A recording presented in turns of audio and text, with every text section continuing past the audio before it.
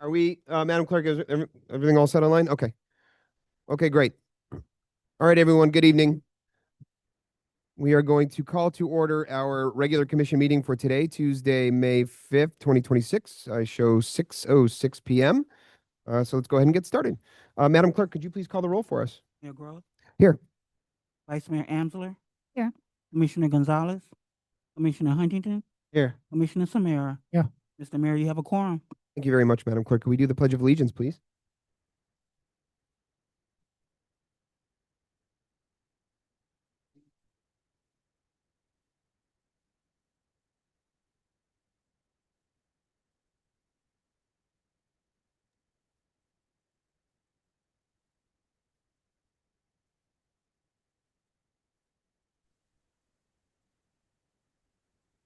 Left this here last. All right, everybody. So let's move on to our additions, deletions, and withdrawals. I do have one very quickly. I spoke with Paul earlier today. We did have under discussion of new business the 6-month financial report, but in our telephone call, I think he said he was going to be on Zoom at some point if there were any questions, but he said the 6-month financial report will actually be available for us next month. So he asked if we could move the discussion of the new business discussion item, 6-month financial report over to the June item. So that would be the only item that I have for additions, deletions, and withdrawals. Are there any others? Okay. So I have a couple of them. So the first one, I'm going to move from consent agenda. Do you hear me? There. I'm going to move all of the items out except for, let me see, A, B, C, D, except for E. So I'm moving A, I'm moving B, C, and D out. And then I was going to request, and I don't know if this is a procedural question, Mayor, but Okay, go ahead. so we had last month we moved forward with having today the log cabin lighting discussion and a presentation from the vendor. Yes. I actually made a motion that was contingent of this presentation with the intent of participation from residents on it. So I think it would be advisable to have a section for right after the presentation and the comments regarding this presentation, a space for us to have a discussion to see if there's next steps. So I would make the motion to include that in the agenda, that after presentations and the comments from residents, if there's any, we have an opportunity to discuss ourselves what those next steps are. I think, and John, you can correct me on this, I think that would be something that we would put on new business. Is that correct? You can, if that's your decision, or you can take it out of order and have a discussion right after the presentation. That's your discretion. It certainly can be added as new business. So just so okay, thanks, John. Just so I understand, you want to do it before public comment or you want to do it after public? No. So the point was, we're going to have a presentation from the vendor. And the idea in the motion made was to approve it, contingent of that, to have feedback. And so the idea is that after that presentation, there will be public comment. Right. And we'll be able to listen to whoever has something to say about that. And after that, we have a discussion moment on what was presented to see next steps. Okay, so I just wanted to make sure I knew where this was going to kind of live on the agenda. So it would basically be in between 7 and 8. Correct. Go ahead, John. You want to say something? Once the vice mayor is finished, I wanted to make a statement. Okay. Finished with the additions, deletions, withdrawals, or just on that point? Do with this point specifically or no? No, it's the handout. Oh, okay. So Okay. I guess I'm expecting your feedback as to if that's okay to move forward and have that space. So you said between 6 and 7, yes? Yes. 7 and 8, I guess. Yeah. Okay, so between 7 and 8. Okay. Okay. Any others? Mayor, just to, for the record, the staff has distributed a updated version, it's actually the correct version, of the proposed ordinance regarding the exterior painting issue. Okay. Title of the ordinance has not changed. There's just some minor additions and deletions in section 16-13. Obviously, this will come back before you on second reading if there's any issues or concerns. Okay, so then for purposes of first read of the ordinance, the item that we have in front of us is the corrected version of that, correct? That is correct. Okay. Alrighty, I think I've got everything here. Do I have a motion, a second, to approve the agenda as it's been amended? I make a motion to approve the agenda as it's, I'll second. Okay, all in favor? I, Okay, so agenda amended. All right. So having finished that, let's move on to our first presentation of the night. Our first presentation is to swear in some of our new advisory board members. So I know we've kind of, typically in the past, we've done this after it's been approved, and we kind of do it at the village hall, or we just do it whenever we are able. But there was a recommendation that we invite our new advisory board members to come to a meeting and take their oath with the commission here in the log cabin. So that's what we've asked for. We have a few of our new advisory board members here this evening. I have the oath of office for those folks, and if you're comfortable with it, I'd like to call you up one by one to the podium because each is different. And if you wouldn't mind coming to the podium and taking your oath with the commission. Sound good? Okay. You don't have to. You can certainly turn us down if you like, but I have them here. So our first oath of office is for our Parks and Parkway Board, and it's Ileana Albaron. Yes. Oh, no, I'm sorry. I'm sorry. I couldn't hear you. You're good right there. Okay, so I'm just going to read the oath of office to you and just ask that you raise your right hand and repeat after me, okay? I state your name, I, Ileana Albarrán, do solemnly swear or affirm do solemnly swear or affirm that I will support, protect, and defend that I will support, protect, and defend the Constitution and government of the United States the Constitution and government of the United States and of the state of Florida, and of the state of Florida, and that I am duly qualified to hold office and that I am duly qualified to hold office under the Constitution under the Constitution of the state and the Charter of Village of Biscayne Park, of the state and the Charter of Biscayne Park, and that I will well and faithfully perform and that I will well and faithfully perform the duties of a Village of Biscayne Park Parks and Parksway Advisory Board member. the duties of the Board of Biscayne Park Parks and Parks Parkway. and Recreation, That works. Of upon which upon which I am now about to enter. I am now about to enter. So help me God. So help me God. Thank you very much. Thank you.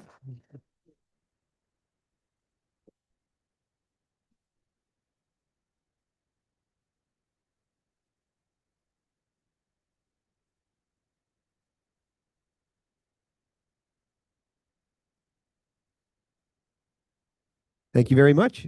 Congratulations. All right, our next oath of office appointment is for Tammy McDonald. Tammy, this is for the Biscayne Park Sustainability and Resilience Advisory Board. That's a mouthful, I know. We'll work through it. Okay, I state your name. I, Sorry, Tammy LaBerge McDonald, Raise your right hand for me, please. Thank you very much. Do solemnly swear or affirm do solemnly swear or affirm that I will support, protect, and defend that I will support, protect, and defend the Constitution and government of the United States the Constitution and government of the United States and of the state of Florida, and of the state of Florida, and that I am duly qualified and that I am duly qualified to hold office under to hold office under the Constitution of the state the Constitution of the state and the Charter of Village of Biscayne Park, and the Charter of Village of Biscayne Park, and that I will well and faithfully perform and I will well and faithfully perform the duties of the duties of a Village of Biscayne Park Sustainability and Resilience Advisory Board member. the Village of Biscayne Park Sustainability and Advisory Board, Go and upon which upon which upon which I am now about to enter. I am now about to enter. So help me God. So help me God. Thank you very much. Congratulations.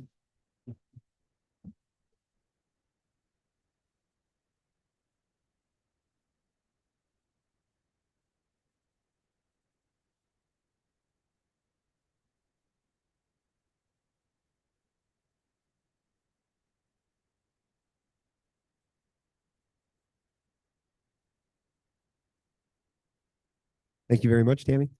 Congratulations. All right, and our final oath of office is for the Village Biscayne Park Village Foundation Board Member for Alessandra Calderon.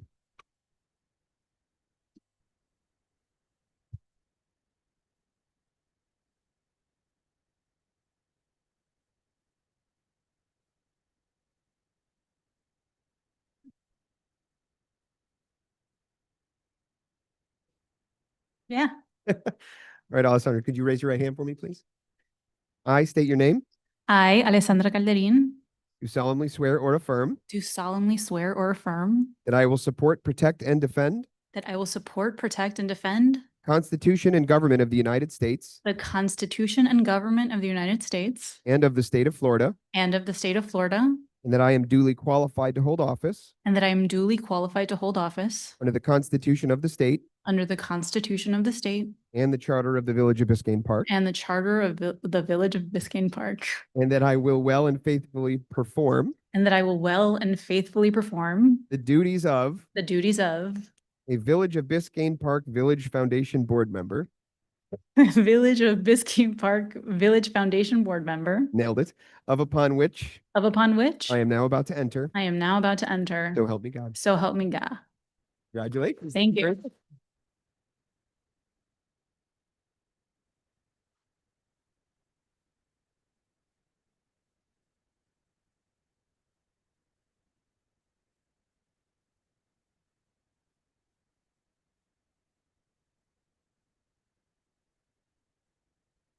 Thank you, Alessandra. Congratulations. All right. Well, those are our new advisory board members. Thank you again very much for volunteering your time and efforts to help our village and help our boards.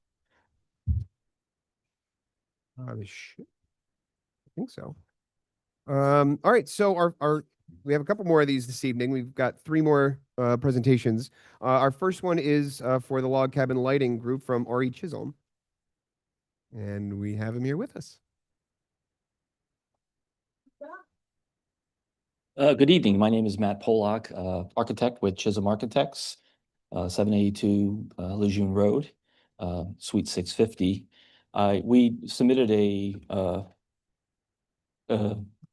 presentation so you all could look at. To give you a little background, we were awarded a miscellaneous contract about 2 years ago. And as part of that, one of our first projects that we were awarded, we were actually awarded several projects. One of them was dealt with the log cabin, and as you know, which is on your agenda, we're replacing the roof at the log cabin, which is on the agenda. We're also repaving the parking area and improving the ADA access. And as part of that, there was actually a lighting component that was with that. And initially that was, I guess, removed from the scope of work, I think, for budgeting purposes. So about, I would say, a few months ago, the city manager reached back out to us to go ahead and prepare a proposal for the site lighting package. And that package was based on a prior consultant's work where they had studied several different options for the parking area lighting. And I think there were 3. One of them, which is the one that we're moving forward with, was a pole lighting package. There was another package that was a bollard package. And then I want to say the other package may have been a hybrid of the 2 of those.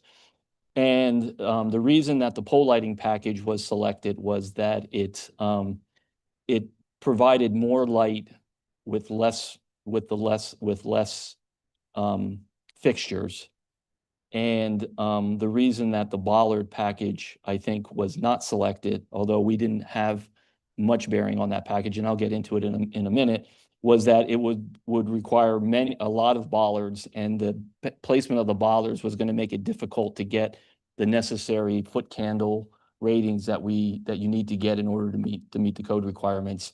So if we go to as you can see on this slide here is just an aerial showing, the project area, which I'm pretty far away and my eyesight's not what it used to be, but within that red box is the log cabin and the parking area site. And you go to the next slide. So and this is just a graphic blow up of the area the proposed area and what we're, being tasked to do. I think the next slide probably will.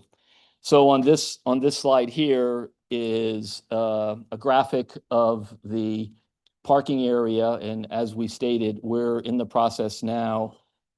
We've completed the drawings for the paving and the ADA access to the log cabin building, and now this component here would be an infill component that would provide lighting, so at night you would have sufficient lighting.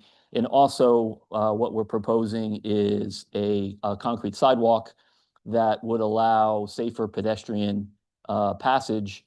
So when you parked your car, instead of having to walk out onto the street and into the building, you could walk into that central landscaped area and then take the sidewalk. The sidewalk would guide you into the building. You could either enter from the side, or you could enter head on through the stairs that are there. And then the proposal. Now, this proposal may change slightly once we get into the actual design of it, but the proposal is calling out to add 4 light poles in basically the 4 corners, 2 on the, I guess I want to say 2 on the north and 2 on the south, in order to provide the lighting there. The prior consultant did do a preliminary photometric study. We, of course, will do our own photometric study once we go through the design process and select an appropriate light pole. If we go to the next slide, I think that's a good blow up to kind of give you an idea there. So these, and this is something that we'll work out with staff, of course, and with the village. But the idea is, what we want to do is try to select a pole that's not too tall, but tall enough to get us the foot candles that we need. At this point, we're looking at a more traditional pole. Hopefully that we'll be able to get the lumens that we need to do it as an LED. And then in the bottom is just some renderings that the prior consultant had provided as part of their presentation which may have been back in 2022, I want to say, to kind of give an idea. We're not including any landscaping to this area. It's basically just light poles and new sidewalks to provide safe passage into the building and lighting at night. I don't know if there's one more slide or if that was the last slide. And then, yeah, this was just to give an idea of what our next scope of work is. So we're familiar with the site, but we do need to, with our engineers, we do need to verify the electrical. The hope is that we'll be able to tie into the service that's already in the building here. If not, then we'll make appropriate accommodation for the correct service. Put a design package together, present that to staff, get their sign off, put the documents together, put a permit, bid it, and then go to construction. The intent is to do this work, or hopefully to work out that way, would be at the same time that the paving project for the restripe and rework the paving of the parking area and the new ADA access would happen. Because of the pending roof work, that is probably going to happen after the roof is completed, because when they remove this existing roof, there's a potential that they could damage the paved area, and we kind of want to avoid that. So the idea is they come in, the roof gets repaired, then the paving people come in and do their work, and at the same time we can run the conduits and necessary power for the lights. So if there's any questions, I'm free. Great, Matt. Thank you very much for the presentation and the time. I'll just ask the commission if they have questions for you at this time. Okay. Your mic. There you go. Process will take. You always ask the hard questions. I think, assuming we select a fixture that's staff is okay with, I don't think we would need probably more than 30 days to get through our phase, and then the permitting portion of it I think will go relatively fast. We have a pretty good relationship with the building department. They work hand in glove with them on the roofing project. So the idea would be that by the time the roof is done, this work should just be, the permit should be waiting, and then that work can happen, hopefully right after the roofers leave.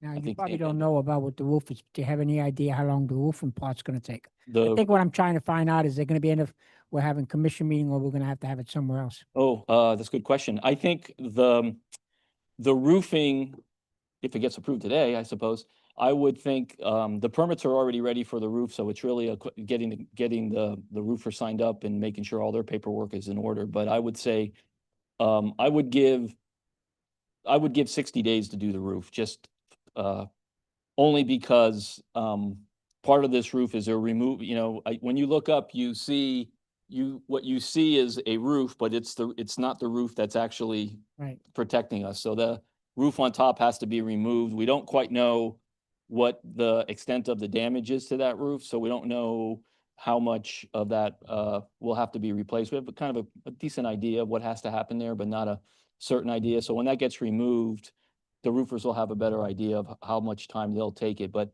it's in their best interest to get that roof on as quickly as possible. So I would say, within 60 days, they should have the roof on and be at a point where they're not coming in with heavy trucks and removing material and debris and dumpsters and all that. And then at that point, you would probably have an opportunity to be able to come in and do the paving. But there's definitely going to be some coordination that's going to need to happen, and to see if we can maintain operation of the building for your meetings. Okay, thank you. I have some. Is it possible to have it shown the slide when you have the entire plan of how is it going to look like? Sure, I don't know what slide that. I think that's was. like the third slide, probably. Okay. So I was trying to put together a timeline. As you can imagine, I think, I saw feedback from this at some point in 2022 or 2021, maybe. I don't know. Right. So, this project goes well back. This commission was not there at the time when the conversation started. I know there was a workshop there you go. And so there was a workshop that kind of led opportunities for people to come forward and speak and sort of post their comments and their thoughts. And I was trying to piece it all out together. I know you have several projects on your hands. So the one we have in front of us for approval just refers to the lighting. Is that correct? Correct. What we've completed and the two projects that we've completed for this location is the roof and the repaving of the parking area. And inclusive in that, we were improving the parking aisle from the handicap parking into the building. We were replacing the sidewalk, so it would be, it's not really a ramp, it's a route, so it's a much more subtle solution to it, which is working out really well. And then this is really the last component of the puzzle, in that we would now be adding the lighting, and hopefully budget permitting, we'd be able to add those sidewalks in front of the parking that would allow Which is this access. one we have here, right? I'm sorry. Is the one we're showing right Yes, now what we're showing on right the now. TV. Yes. Okay, so basically what we see in front of us, it's how it's going to look like. Yes. Part of that has already started. We're just looking into the lighting portion of it. Right. And again, trying to piece this out together. Maybe the commission can help me out. I don't remember at what point this was decided, option 1 or 2. Again, I was reading the letter that was included in the package for last month. This presentation was in one of them. So my first question was it mean option 1? And how many others have there been? Was that selection done? So if you can help me sort of address that. Well, I wasn't privy to that initial workshop. So, but Okay. my review of the file, and what I can do is share that that presentation with you, which I can do that after when I get back to the office. Thank you. But I think, I want to say there were 2 or 3. I know 2 for sure, maybe, and I thought there were 3, but there may have been some other discussions about some other improvements into this main park area that may have been included in that. But I know the 2 solutions, one was the pole solution and another one was a bollard solution. And I think based on that presentation, the reason the bollard solution didn't move forward with it is because it couldn't meet code, or at least I Yes. shouldn't say you couldn't get it to meet code. We could probably get it to meet code, but it was going to be a lot more bollards, and it was remember gonna be in that. a different situation. So I think what came of it was that the pole solution was probably going to be the best solution for it, which in our experience, we do a lot of parks. And I'm sorry to interrupt, just want to be clear on this. So the design originally had several parts, again, lighting one of them. My question is, did we go through the approval process of deciding on option 1 to move forward with the ADA look of it, the sidewalk part of it already? And I know you said that has already been in progress. I'm just trying to make sense of why are we splitting these pieces, and we got an approval now for. That part, I would have to, Okay. I would have to get with staff on that, because that was right fine. before we got involved in it. I know the project kind of got broken up into parts Okay, because of the budget, but whether or not that decision to go with option 1 yes, went through it, I don't know. got it. Okay, thank you. So that was one of them. I guess the other one is about sort of, and if you can again tell us a bit of the story. I know there were evaluations as to how these lights may affect neighbors, so that everybody is in a way understanding. And, the purpose of the meeting today was to allow that space, to explain. Can you talk a little bit about the impact to wildlife, to neighbors around the area related to light? When we do the photometric study, what we'll be looking at is, we have the code requirement which is a 1 foot, you have to have a minimum of 1 foot candle. And then they have a thing, it's kind of called, I think they call it light burn, which is you don't want to have like 1 foot candle and 10 foot candles where it's really bright and then it's not as bright. And then what you want to be able to do is, and you can do this with through the selection of the lamp and how the lamp is configured with its lenses, to minimize the overspill of light onto neighboring properties. The benefit here is that the lights, because there's a right of way on either side, it's pretty likely that we're going to be able to keep that 1 foot candle on at least only on half of the right of way and the parking, and with more light on the sidewalk where the people will be walking, so they have clear light to get into their vehicles. So that would be something we could work with staff on to make sure that at least the foot candle calculations work, so that we're not spilling light across the street or onto the neighbors, and that we don't go with too bright a light, and that we keep it to the code minimum, if that's what the commission wants us to do.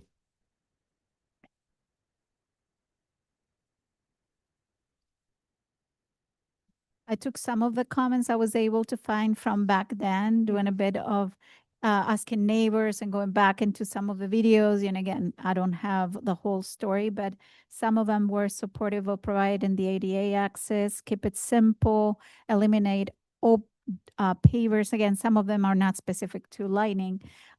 Move all the walkways as far away from the existing oak tree as possible. That is sort of in our logo. And I want to kind of highlight. I know, again, I'm mixing projects here, but That's fine. these were some that Yeah. came together with the Mhm. design as a whole. Refocus the project on lighting only, which is the most critical in terms of needs, right, for ADA, since we already have the ramps and the railing. And select light pole design to complement the historic design. Do you feel some of them are being sort of checked with this design? Yes, I do. I think what I would say is, with regards to the sidewalk that is in front of the parking spaces. I would recommend it only because, like I said, even though it's not necessarily an ADA issue, it is kind of a safety issue where it's better to have the people walking, not walking behind the cars and in the roadway, to have them walking on the sidewalk outside the cars. So I would say that may have not been an issue that may have been discussed in the prior workshops. But I think the solution here is pretty straightforward. It's pretty simple. I think we're, based on the trees, we're avoiding we're avoiding the oak tree and creating a nice, safe walkway into the building and some light too, which I think probably needed, especially in the winter. It's probably when you need it more, when it gets dark at 5 o'clock. Okay. Okay. Thank you. Those are Yeah. my questions for now. Thanks. Thanks. I just have one question for you. We do have a brief discussion item on this coming up in just a little bit. If you wouldn't mind hanging out with us, do you have Sure. to take off? No So worries. One very Okay. quick question for you. You mentioned this photometric study, and Yes. you mentioned a couple of steps that this still needs to go through. You put together the design package, goes to contract, get the permits ready, then go to bid. So there's still a couple of things that need to be done. That photometric study, that's going to be part of that design Yes. package, correct? Yes. That's something that we're going to get an opportunity to see. Absolutely. Okay. Sure. Okay. Yep. All right. So if there aren't no other questions right now from the commission, Matt, if you wouldn't mind, just first of all, thank you for the time and problem. for the presentation. If you wouldn't mind, Okay. just sitting tight. The only comment that I have, first off, I'm glad, no, not about you. I'm glad that we're doing this. My question is, I didn't realize how time consuming this whole thing is gonna take. That inform the residents of, how commission meetings and how meetings are gonna be run, where it's gonna be run. I didn't think it was gonna affect us here, but it Talking looks, about the roofing project? it looks like it's gonna affect 60 days. So we have to figure out, where we're gonna hold the meetings and to inform the residents of what is going on. But I'm glad we're finally doing this. But there's always kinks in everything we do, but so. Okay. So let's revisit that in just a moment. Let's move on to our next presentation, which is our insurance benefits presentation. I think we had someone on Zoom. Yes? Oh, we're taking the presentation down.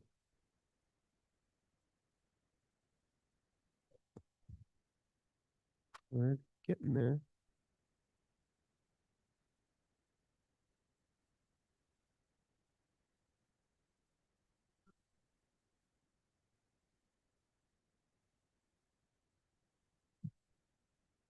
Maureen, are you with us? Yes, I'm here. There we go. Do we have a presentation that we're pulling up for you, Maureen? Yes. Okay, got it. Are you able to see it? Yeah, I've got one right in my hand. I'm all set. It's not popped up yet, but you guys can you see it all right? We can see it, yes. Okay, perfect. Good evening. Nice to see you all.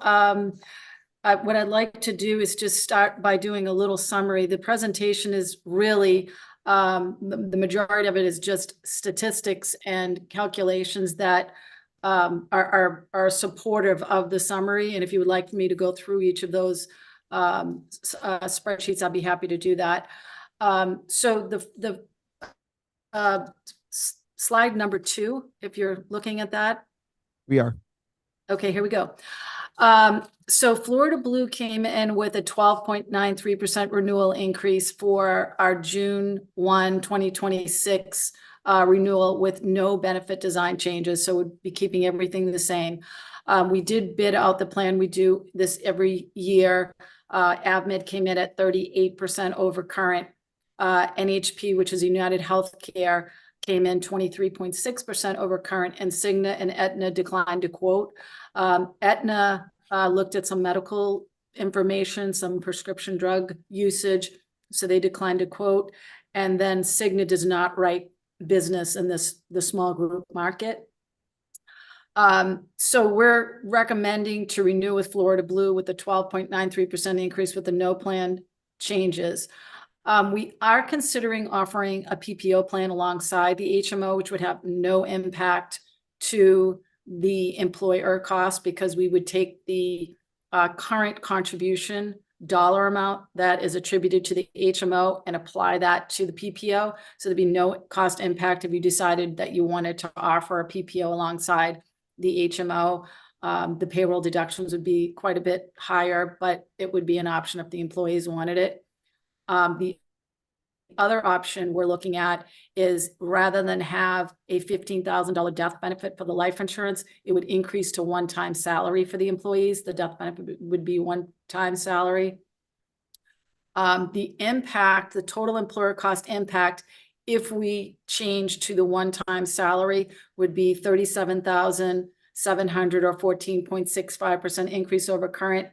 And if you left it alone and just kept it at the $15,000 death benefit, the increase to the employer or village would be $33,037 or 12.84%. So what we could do here is we could go on and look at the backup to that. Or we could go to the last slide and I can just show you the bottom line of what that looks like. We could go through each, all of this is just kind of a backup of the summary. Would you like me to go through each slide? If you could just very briefly, Maureen. Sure.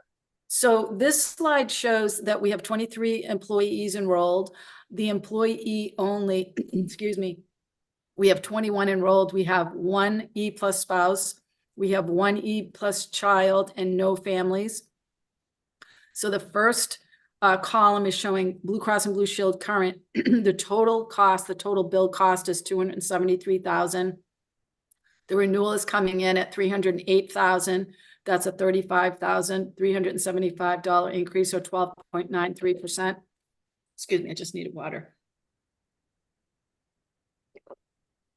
So, sorry, I have a little tickle. AvMed came in at $379,000 or $105,000 over current or 38.71% increase. Excuse me, sorry about that. And then the UHC came in, excuse me, at $338,000, $64,000 over current or 23.61%. And then the next slide is really our current contribution strategy. This is a little trickier to explain. So we have our monthly, this is our monthly cost, which runs the employee, employee spouse, employee children, and family. The second column, excuse me, I'm so sorry, is the employer contribution. And up on the right-hand corner shows how much the village contributes to each tier. And then we have, this is 2025 payroll deductions. And then the total employer cost is $255,000. Does anybody have any questions on that slide? I just wanted to understand employee annual cost. Sure. So you have 21 at 231 and then 1 and 1. What does those mean? Okay, so those costs on the underneath employer health cost. I'm sorry? Is your question? I was trying to understand. So on the right where you have your green columns and says employee annual cost, current good question. account. Yep. So if you look at the employer, the monthly and the employer, you'll take the total, the employer cost, which is $917, and you multiply that by 21. And that's the total annual amount that's paid for employee only. And then the $1,012.58 multiplied by 1 is $12,150. So that's just the total, adding up the total amount of the employer cost. So we have 23 employees under the coverage. That's correct. Okay. And what do you mean by employee health costs? What's that portion? The 18,000. That's the portion that the employee pays of the total billed premium. Okay. And so Sorry. this is the current picture or the proposed picture? This is 2025. Okay. So we can go to page 5 and I'll show you what the difference is. So now we can just go down to the yellow box. You'll see 2026, the highlighted, will be $288,523. And the employee cost will be $255,000 at $486 or a $33,000 increase. If you look at the employee portion, the reason why that looks so high, it would not be, it would be 12.93%. But because the if you look at the PPO, we enrolled an employee and employee spouse just to show what the cost would be. I don't think anybody's going to enroll as employee spouse because the cost, if you look under the pink column, is going to be $674 every paycheck. But the village manager thought it would be a good idea to offer another option. A PPO is a little different than an HMO, where there's a national network, and the Florida Blue HMO is a statewide network. So you have a vast, much larger network under the PPO, the national PPO. Maureen, and one more question. So the HMO is where most of our employees are enrolled right now, right? And so See, they're all of your employees are enrolled in HMO right now. We don't have a PPO. okay, and that would be the monthly cost is $835 or $356? So for the employee only, what the employee will pay is the pink column. Yeah. So employee only is zero. So they Okay. pay nothing because the employer pays 100%. Employee spouse will pay $428.55. Got it. Children $366. And then you'll see the PPO, which we don't offer right now. We're applying the exact same employer contribution towards the PPO as we do the HMO. So if we offer the PPO, there's no cost impact. The question is employee going to enroll paying Yeah. $123 per paycheck to have the national network? But Got if we didn't hypothetically enroll those employees in the PPO, where the cost is much higher out of pocket payroll deduction, your payroll deductions would just go up 12.93%. Thank you. Sure. Any other questions on that spreadsheet? I don't think so, Maureen. Go ahead. Okay, great. So on to slide 6. So this is just our current benefit designs. So the Florida Blue HMO benefits versus what the Blue Cross Blue Options PPO would look like. I don't know if you want me to go through all the benefits. Would you want me to do that? I don't know that you need to go through line by line, Maureen. Okay. No, I was going to ask, it might come later, if you just give us a summary. So are we keeping the same benefits when an increase in the rate, plus providing a PPO plan? Or are any of the benefits changing as well as increasing in terms of cost? So we're making no benefit design changes to the HMO. The only difference would be if we decided to add the PPO alongside the HMO. But the cost increase, and I know that 12.93 sounds very high, but in the small group market, I was delighted because the rates in the small group market is skyrocketing. So it's high and it's uncomfortable, but it's actually a pretty good increase. Okay. And any questions on the benefits at all? I don't think so, Maureen. Okay, terrific. We'll go on to, so this is the change that we're looking at rather than have the basic life at 15,000 for a death benefit. It would go to one-time salary.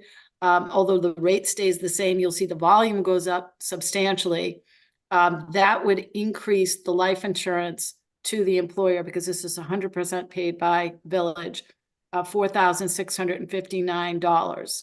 So rather than paying $1,780, the cost would be $4,659. Okay. Any questions on that? I don't think so. Go ahead. Okay. And then this is comparing our current 2025 total employer cost, which is $257,266. That's our plan year 2025, 2026. If we stay with the 15,000, the total is 290,304, a 33,037 increase, 12.84% increase to the village. And then if we go to the one-time salary versus the 15,000, you're looking at $294,963 or $37,696 over current, or 14.65%. So basically what we're looking at is Do you change the life insurance? And do you add the PPO? Those are kind of our two choices, since Blue Cross seems to be our go-to for the renewal.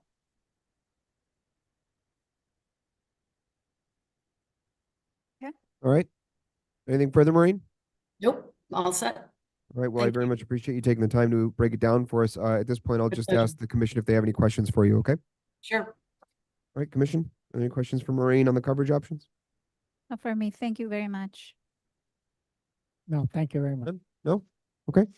All right, Maureen. I don't think there are any questions. We appreciate you being here with us to break down the coverage options. We have one more issue. We're What's that? renewing for June 1, and we're having our enrollment meeting tomorrow. Because we don't have a commission meeting after the first Tuesday of the month, we kind of get squeezed in for our renewal. So we have to have open enrollment for the employees to make their benefit changes. So were you planning on doing a vote tonight? I'm about to present. I'm a part of the conference, but I have a commission meeting, so I just kind of Okay, how long are you gonna be? Because the building's closing. probably like 20 minutes. I'm next. Claudia, Yes. we can hear you. Would you mind? Oh, thank you. Just mute. Yeah, for just a few more minutes. We're just wrapping up with the prior presentation. There we go. Thank you very much. Well, so We're ahead, Maureen. planning on presenting to the employees tomorrow for open enrollment. okay, so you need a decision from the commission tonight on which plan we are voting to move forward with then? That's correct. We have a meeting at 11:30 with the employees tomorrow. Okay. John, is this, I mean, it's on here as a presentation. Are we able to take formal action on this item? Yes, that's the short answer. By consensus? I mean, You can direct staff to, you know, option A, option B, whatever, is the decision of the commission. And then at the next commission meeting, historically, what has been done is we would put a resolution on the agenda for you to approve ratifying the actions taken at tonight. okay, so essentially it would be providing direction to the manager to move forward with one of these two options, That's correct. or one of these three options, I guess. Okay, or two options. Yeah, got it. Okay. I understand you're coming in way under budget. Sorry, say it one more time, Maureen? My understanding is you're coming in way under budget. I think the budget was set pretty high this year. I can comment on that if you want me to. I was just going to ask if we had Paul on. Paul, would you please provide us with some commentary on that? Somebody's muting me. Okay, I'm unmuted now. The budget had a much higher population that it was being charged against. So she's correct. You're going to have plenty of money to cover the 12.9%. So that part's easy. We also budget between 10 and 15% for this, because it's a stub year fee increase for us every time. So all that added together, you're in really good shape. So we've already budgeted we basically already budgeted for this increase that we were discussing. Yes? And for more people. So those two pieces together is how you got to being way over budget. The second piece of it is, adding that $4,000 into the insurance benefit is nominal, and staff's going to recommend, I believe finance is, saying no problem, go forward. Okay, understood. And I have a question on that, Paul. So where is the budget being affected from? So where is it coming from? So throughout your budget, under each department line item for personnel and staffing, there's an insurance line. We keep all that into the salary schedule, which is an instrument I share with you during the budget, which ties all this together. So under the salary schedule, you would see each actual employee, what their rate of insurance is, what we budget for their insurance, and there's a delta or a difference where we're always way under. We've learned this cycle because of the mid-year rate increase, and I don't think health insurance has gone down ever, so pretty sure we're always ahead of it. Any other questions, Commissioner, for Paul? No, thank you, Paul. Are there any other questions from the No commission problem. from Paul? No? Okay. No, it's a great program. Thank you. Thanks, Paul. I appreciate you being here and providing us with the information.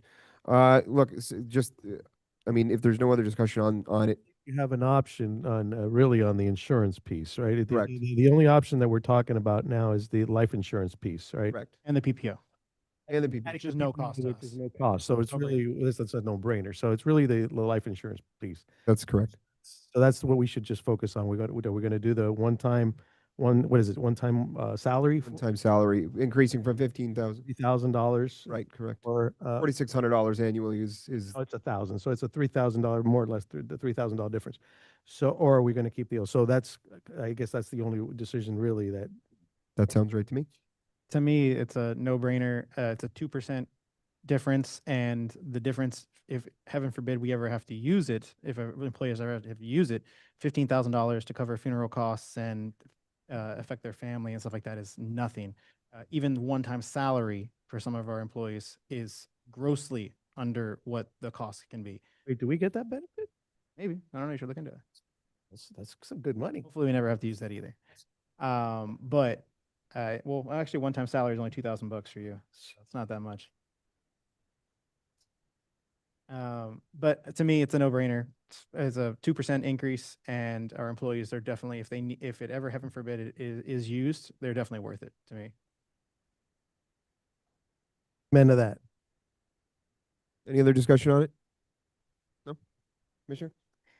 So, you know, we received this presentation yesterday, as a commission. I would always say, you know, in concept, I agree with Commissioner Huntington here. I would want to put forward the best benefits we can for our employees. It seems like the budget is there according to what Paul is suggesting. It seems to be that is manageable in terms of what we predicted. So everything flags that it's okay for us to approve. I am just not okay for this coming forth for commission approval. I think this falls within the responsibility of the manager and should come as a decision he makes best for his employees. Again, you know, it's part of the evaluation that has to happen and the conversations with the vendor. In the middle of the presentation, you know, us making space for approval with a presentation we received yesterday, I'm just not okay with that. Again, in concept, 100% agree, but not in format. If I might rebut to that, this is the way it's been done the last 3 years, ever since I've been Yeah. on the commission. That prior to Mr. Childress sitting over there, when we had Chris Truitt sitting over there, this is the way it's been done. It's And I wonder, maybe that's something to review, right? Again, maybe that's a question for Maureen. I don't know if, is there an opportunity to come and address this sooner, or why are we sort of against the gun here Yes. to approve? That is a good question. So the meeting occurred way back. The meeting I had with the village manager. The issue is that there's only one meeting in April. It's early, and so the next meeting there is no commission meeting. So this is the first available meeting. So we kind of get stuck unless we can get in and have everything wrapped up early April, which we can try to do next year. It never seems to work out. And I did have the presentation. I don't know. I didn't know what the process was to get it to you earlier. I don't know when that was supposed to. So I sent it today, thinking today was the meeting. I thought maybe you had seen something before now, but apparently no. Is that Yeah. fair to say? Because Yes.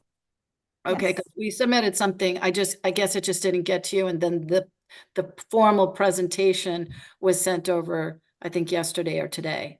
Got it.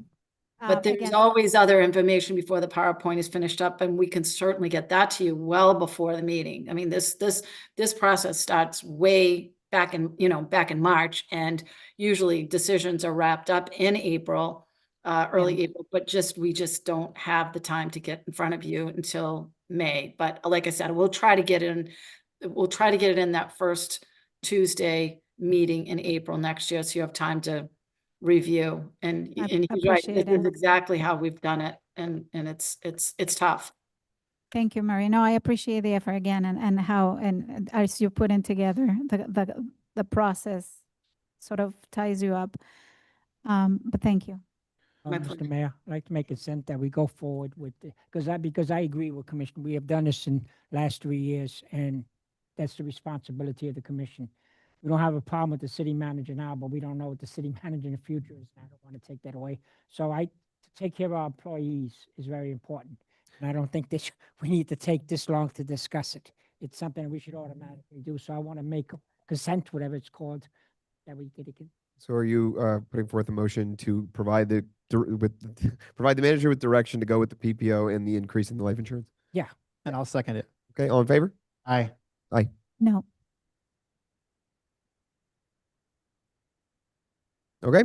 Maureen, I think that's it. Very much so in case it was hard to hear, the commission approved by majority to go forward with the increase, the PPO, and the increase in the life insurance portion. Wonderful. Thank you very much. Maureen, thanks so much for being here with us.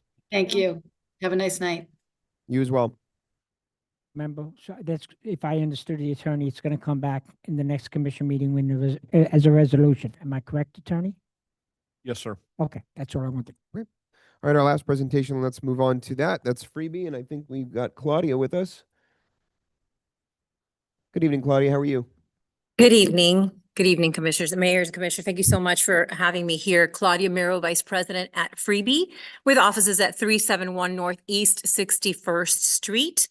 Again, thank you for letting me come here. I do have a presentation I want to go over with you. I can share my screen.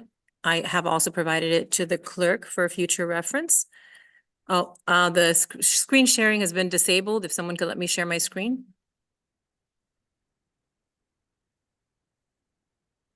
We're working on it for you. All right, thank you. And I would have loved to be there in person tonight, but I am in North Carolina at a work conference, so I apologize I wasn't muted earlier. If nothing else, would love to be there to see my good friend, the clerk, Pam Lattimore, and after a lot of years of not seeing her from our time at the City of Miami. Well, we appreciate you taking the time to be with us, Claudia.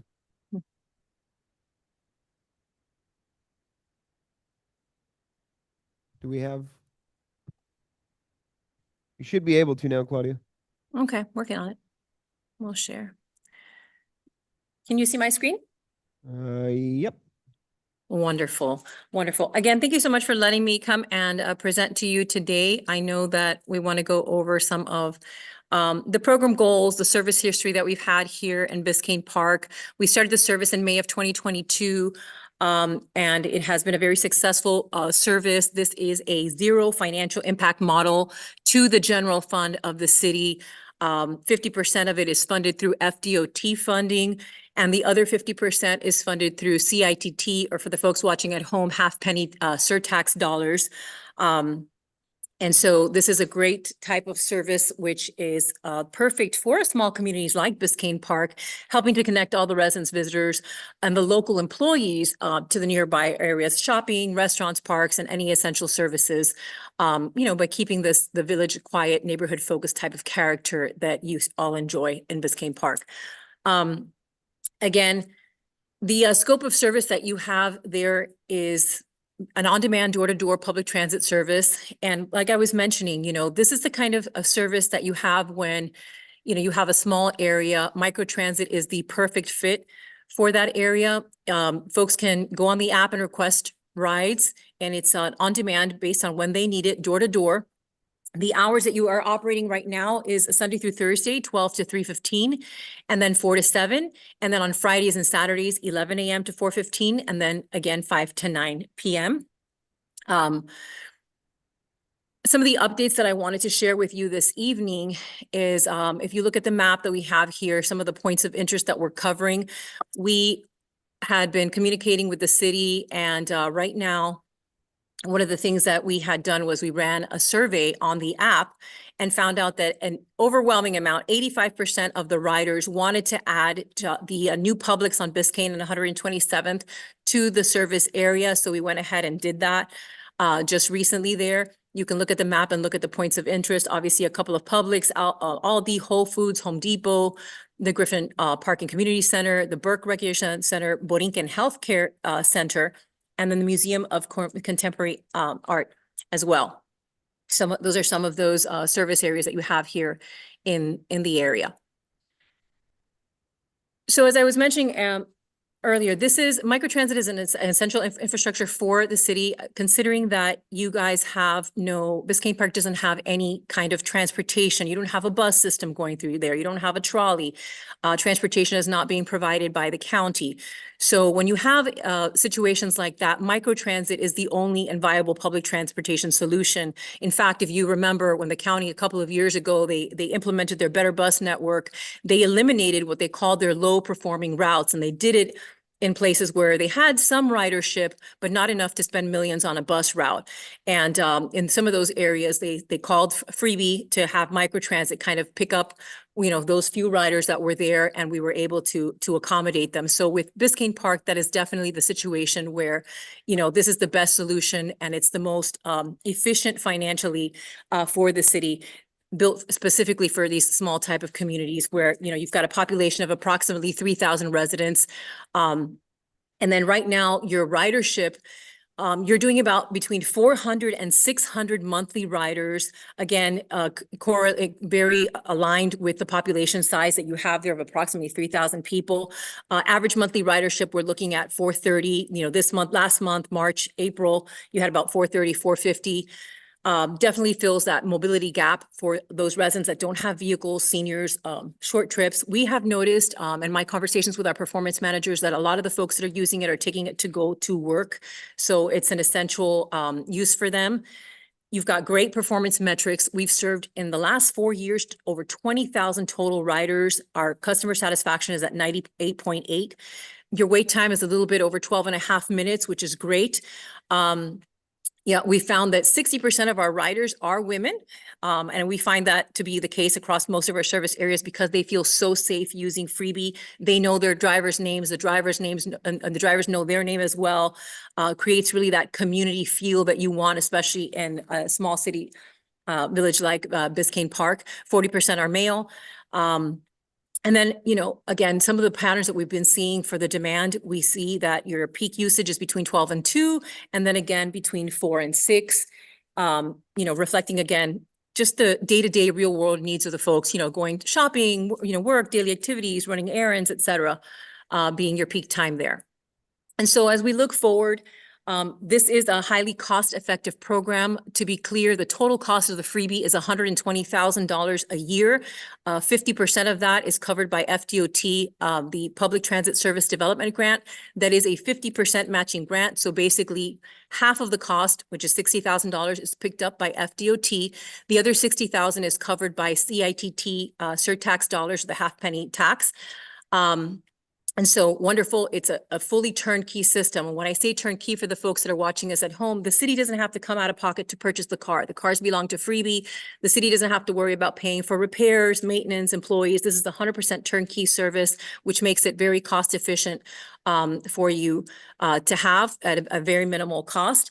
And again, the other thing that I wanted to kind of mention, I would be remiss if I didn't mention the FDOT grant, the Public Transit Service Development Grant funding. You have that grant now for another year. And I understand that you are in a position that if you let FDOT know 30 days before the grant goes into effect, you can give that money back. However, I do want to caution you, and this is something verifiable directly with your city manager, through FDOT.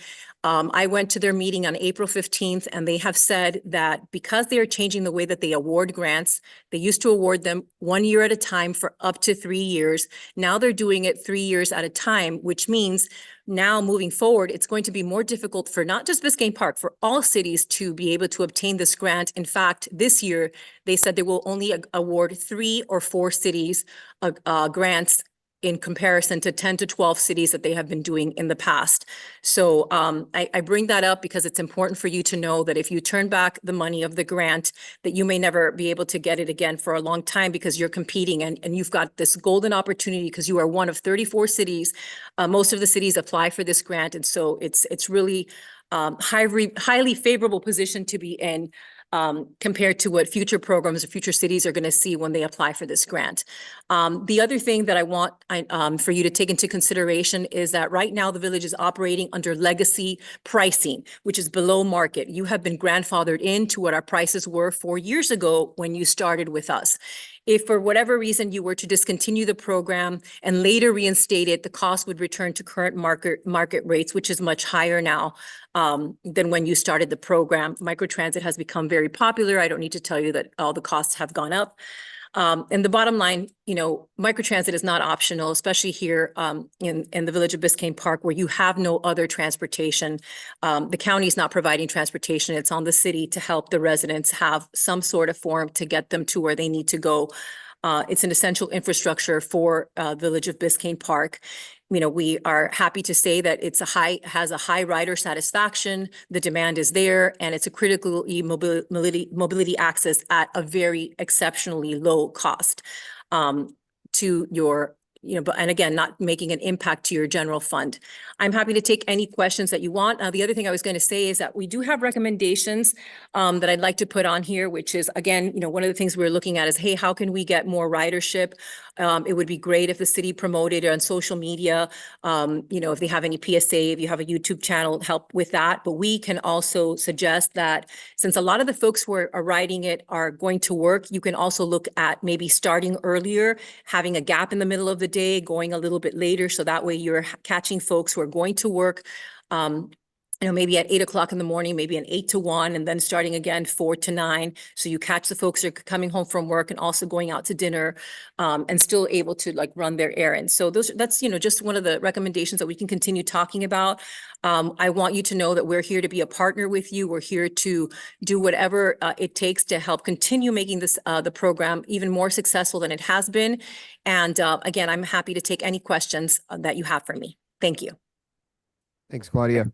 At this point, I'll open it up to the commission for some questions to you, okay? Sure, thanks. Go for it. So what, and I've asked this question before, I haven't been able to get the answer. And that is, you know, we talk about how many rides Freebie does on a monthly basis and whatnot, but we don't fully understand the percentage of the residents that are actually utilizing the service, right? So for me, I think that would be at a very, because if you say they did 400 rides in a month, right? Well, could that possibly be the same person, right, using the ride 400 times? I'm not saying it is. I'm just saying. So for me, I would like to understand what percentage of our community is being actually served, right? Because if it's, you know, I don't know. And I don't know the answer of, you know, if it's 15%, 10%, 2%, is it 5%? I don't know. But I need to understand that in order to fully understand the value, because if we're spending $120,000 for, you know, a handful of residents, I don't think that is fair for the entire community. That's just my opinion. So if we can get that data, then I can make a more educated decision, but I haven't been able to get that data from anybody.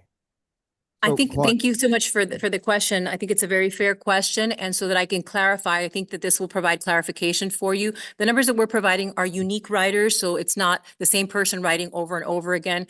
When I say you have about 450 riders to 600 riders a month, those are unique riders. So if you're looking at a population of approximately 3,000, we can, you know, do the math really quickly. That's basically your percentage of folks that are riding. So how do you track that? Is it by location? How do you track that, the fact that they're different riders?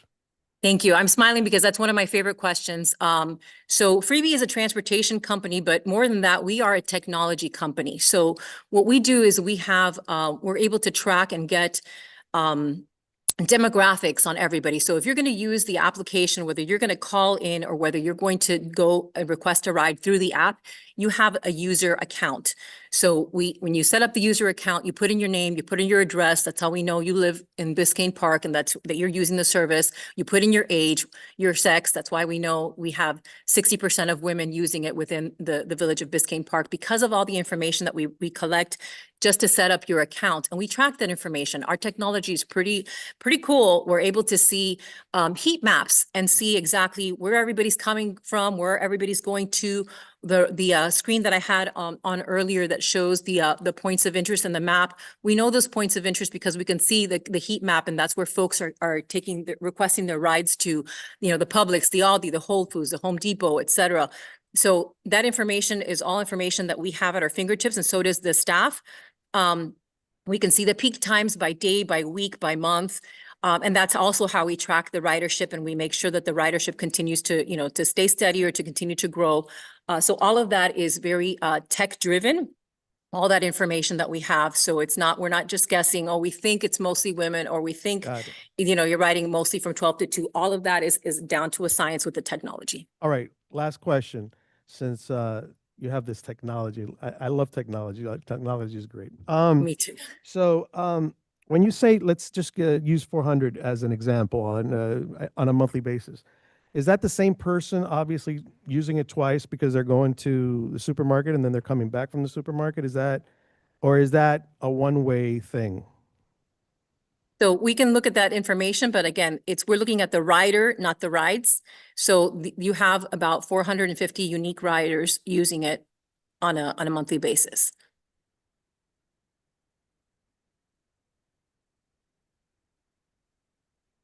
Okay. I'll have to think about how to ask that question in a better way. I think, and maybe I can, because that was one of the questions that I was going to ask you as well, Claudia. We're looking at, by way of example, I'm looking at the March numbers. Completed rides, 317, total passengers, approximately 400. Can you break those down with a little bit more specificity for us? Completed rides. Sure. Go ahead. Yes. Yeah, go ahead. Yes. No, what I was gonna say is I can have our team break that down for you. Any information that you want or your staff wants, we can have them break it down, to whatever information you're requesting. So if I understand your question correctly, you want to make sure that the person who's going to Publix isn't being counted twice when they come back from Publix, correct?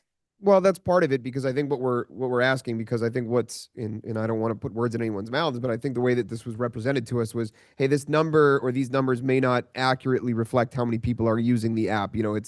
It's the same person in, multiple times, or it's one person down to their destination and that same person back. That counts as 2 rides. So in reality, this actually is half of what it's being reported to us. So I think what I'm asking is, I just want to be certain, because it's coming straight from you, you're the authority on this. This is freebie, that these numbers represent unique individual rides. So we just have a good understanding and representation of how many people in our community are using this. Yeah. Unique rides. 100%. So it's about 11% of our community that's utilizing this based on this information that we're receiving to. Yeah, and I'm still having a little trouble with these numbers because I reviewed the last 3 or 4 quarterly statements, and I think I could see maybe 1 or 2 months per quarter where you hit 400 rides. The average is 200, 300, never 600. That 600 number is, I've never seen that number for me. So I'm a little wary of these numbers. I don't really see the validity in them because I've seen the quarterly statements and I see 200, 300, maybe the highest you get is 400. But and I still don't understand the ridership model, how you get to Aldi's and how you get back. Do you walk home? Do you take an Uber? Because it's got to be one way there, one way back. So the word unique also starts to question. But I think that what she said is that the 400, 300, 200 are unique users. They're not the actual rides. Am I correct? Yes. Mm-hmm. Right. So they're we're not counting rides here. Those are actual people that are utilizing. So here I have February's numbers pulled up. I didn't have March pulled up, and it says total passengers 304, and then it says complete rides 224. So how did we? Well, some people may have gone and not come back. Well, okay, but how did we complete have more unique users than we did rides? Because you may have one more, you have made more than one person in each car for each ride. You may have 2 people, 3 people riding on the way to Publix together. So that's one ride with 3 riders. And then the other thing I was going to say, if you look at March and April, I know that when I looked at March and April myself today, it was, I think, 430 and 450, if I'm not mistaken.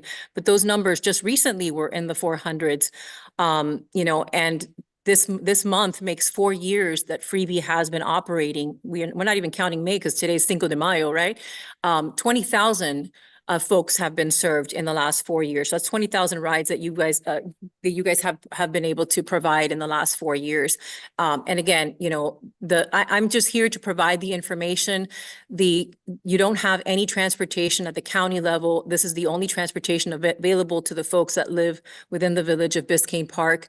I know you have a decision to make, and you know, I'm here, like I said, to provide the information. If you guys want to dig deeper into the numbers, I will have our team, you know, break down the numbers even further to answer any questions. I'm happy to get you know, any questions you have through Isa or through Manager Childress when he returns and give you a deep dive in that. I just want to make sure that you know that you're turning away $60,000 worth of grants that are not going to be available in the future. And that right now you have a zero net financial coming from with this program because you are paying for it out of CITT funding and through grant funding. So right now, out of your general budget, $0 to provide much needed transportation to the residents that are trying to get to work and to, you know, their grocery store and things like that nature. So again, happy to go and deep dive into anything that you want. You know, we're here to be transparent. We're here to be good community partners with you. And any questions that I haven't answered in detail, we're happy to, you know, like I said, bring in the technology and dissect it until you are happy with the results. And again, if you want more ridership, there are still, you know, one of the things we just did a week and a half ago was add that other Publix that 85% of the community surveyed. And how we do the surveys, by the way, is when you're going to request a ride, you have to answer the survey question before you can put in the location that you're trying to be picked up from or to go to. And 85% of the riders said, hey, yeah, we please add that Publix on the new Publix on Biscayne and 127th. So Claudia, that's actually, you raised an interesting point, and I had this written down to ask you about that because I saw when you added the Publix, I hadn't seen that previously available through the app because I'll check it every now and then to see where it's going. And I saw in that survey, it says like at the bottom of this slide here, it said as of April 2026. So you guys just did that. So yes, because the city reached out, you guys reached out to us end of April and said, hey, we want to have you guys come to present at the commission meeting. And so that was when I was made aware that you were considering looking deeper into this program. And so immediately I was told that ridership was a concern. So we acted immediately and said, okay, you know, what can we do? One of the things that we thought of is like, can we add any points of interest that would cause more folks in the village of Biscayne Park to use the service more to increase ridership? And that was adding the Publix at 127th. So we said, okay, before we do it, let's survey and find out if this is something. We don't want to just guess. So we did the survey and the survey came back overwhelmingly positive for adding the Publix. And that's why we did it. And that's why it was like, again, we just were notified of this. And so we acted immediately in good faith. Well, I'm going to be totally candid with you, Claudia. In years past, it's been represented to us, from my recollection, that Freebie will not add any other destinations for us. But now we have that, which is fantastic, by the way. I'm delighted to see that we've added another, you know, high level spot like this. 85% is huge. Do you know, I'm going to put you on the spot because I'm going to try and squeeze every last penny out of this if we're going to pay for it. Do you know if we have, was it surveyed for any other locations other than that Publix? Because 85% is overwhelming. Yeah, so let me just go back here. I'm surprised to hear that comment because with the CITT rules, you are allowed to go up to 5 miles outside of your municipal area as far as your geofencing, adding any locations. And actually, we do that in other municipalities. So sometimes you have a municipality, take for example, Florida City. They don't have any supermarkets in Florida City. So we go into Homestead and we put a geofence around Publix, Baptist Hospital, Miami-Dade College, etc. In Medley, we do the same thing. We have a geofence geofence around the Super Walmart in Hialeah Gardens. So this is something that we do, and within the rules of CITT, because you're using CITT funding, you are allowed to go 5 miles. Now, do we recommend 5 miles? And especially in a city where you only have one car, you have to be very cautious of what you Time. add. And so maybe that's what you're remembering, is that you've maybe were cautioned and say, hey, you don't want to go too far outside of your municipal boundaries, because what you're going to do is you're going to increase your wait time, and then the quality of the service is going to go down, and that might hurt your ridership, because folks are like, oh, I don't really want to wait that long. I'll wait later. So that may be what you're listening to. But if there's another area that you want to add, like I said, we are here to be partners with you, and we'll definitely add other areas, again, with the caveat of you don't want to go too far out of the zone, because you don't want to, affect those wait times. Jonathan, Understood. real quick, do we need to make a decision tonight on this? Is this some, I think we do, because I think We the do? renewal period is due before the next commission meeting, I think, the 30 days. Okay. If I remember from the last meeting correctly, that's what it was. We have an item for discussion on Yeah. this Yeah. later Right. today. So my question is the post office within that 5 miles? I'm not my mileage. Is the post office within that 5 miles? I And believe the gotta be post pretty office is close, there's one already in El included. Portal. Oh, no, 146, pretty the one on sure. 146. Is it 140? Yeah, 146. It might be. Yeah, I think it is. I think that's in 5 miles. Post office on 146, that should be within 5 miles. We can definitely add it. If Yeah, it's not okay, already good. there, we can add it. Yeah. The other areas anybody else here could think of? I didn't know we can add areas. Commissioner? Yes. Go ahead. Claudia, thank you so much so far for the information. So I have a few questions for you. Yes. You talked about 400, 600 riders, and to your analysis, these are uniques. I was wondering, by the 85% that voted for it as well to incorporate another location. I think that's huge. That speaks at the volume of people that may want to see it. They just want it improved. What's the database? Where is it coming from? How many people were surveyed? I don't know how many people were surveyed. I'd have to get you that answer. But like I said before, if you're anybody who requested a ride had to answer that question. So Got it. you were actually serving actual users. It wasn't something that was sent out on email. It was people who went to go use the app had to answer that question before they could put in their destination. Perfect. So we're estimating that those that usually would ride in a month had the opportunity to see the survey, hopefully, since you got the call, right? Yes. Again, we don't know. The other one, so you talked about most cities and what they do. Looking into the service right now and what you've sort of addressed already, what improvements can we do that would make this, high impact across as many people as possible? If one of the concern is the riders and how that's coming down, before you answer the question, the second question comes about what we do to promote this among our residents. So communication in terms of marketing campaigns or advising through social media. We have, residents, that they might not know this service is available to them. So I think there's part we can do. I'm wondering, from your perspective, best practices against other cities, what would you recommend? As I had already mentioned, I would recommend that we look at the start times so that we can capture more of those folks that are trying to get to work or come, especially in the morning. And so that you keep the same level of service hours and you're not impacting or changing the amount that we are charging you, keeping the same 56 hours. But again, maybe having a gap in the middle of the day, so you could start 8 a.m. to 1 p.m. and then have a gap and start again 4 to 9. That way you're still capturing the folks that are getting off of work. You're still capturing the dinner crowd, and folks are still able to, run their daily errands and go to the grocery store and do whatever it is that they need to do. And you're Okay. not losing that peak ridership time. So you could do 8 to 1, 8 to 2 even, so you can capture the lunch crowd. Again, we're happy to discuss and kind of dive deeper into that to look and see what would be the best thing. And here's the thing, because of the technology and, and the the dashboard that we provide you, the whole point of having the dashboard is to look at the data and tweak and make changes. And so we can say, all right, let's do it from 8 to 1 or 8 to 2, and then look and say, okay, this is working, this isn't working, and continue tweaking there. That, you know, that we can work with staff. That doesn't have to come back to commission. We could look at those numbers and see Yeah. if there's been an impact with ridership or not. All right, and my continue last surveying too. question. Okay. Regarding money, so you mentioned 120 grand, or someone mentioned 120 grand, but your presentation says we spent about 60. So Paul being on the line, I hope, Paul, I don't know if you're still there. I was just trying to understand our true impact from our budget to this program.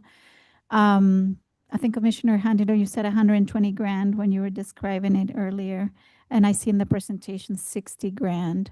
So I don't know, Paul, if you're there, what are we contributing from our current budget towards this program that would be freed to other opportunities, which is part of the discussion we'll have later, if we don't sign up?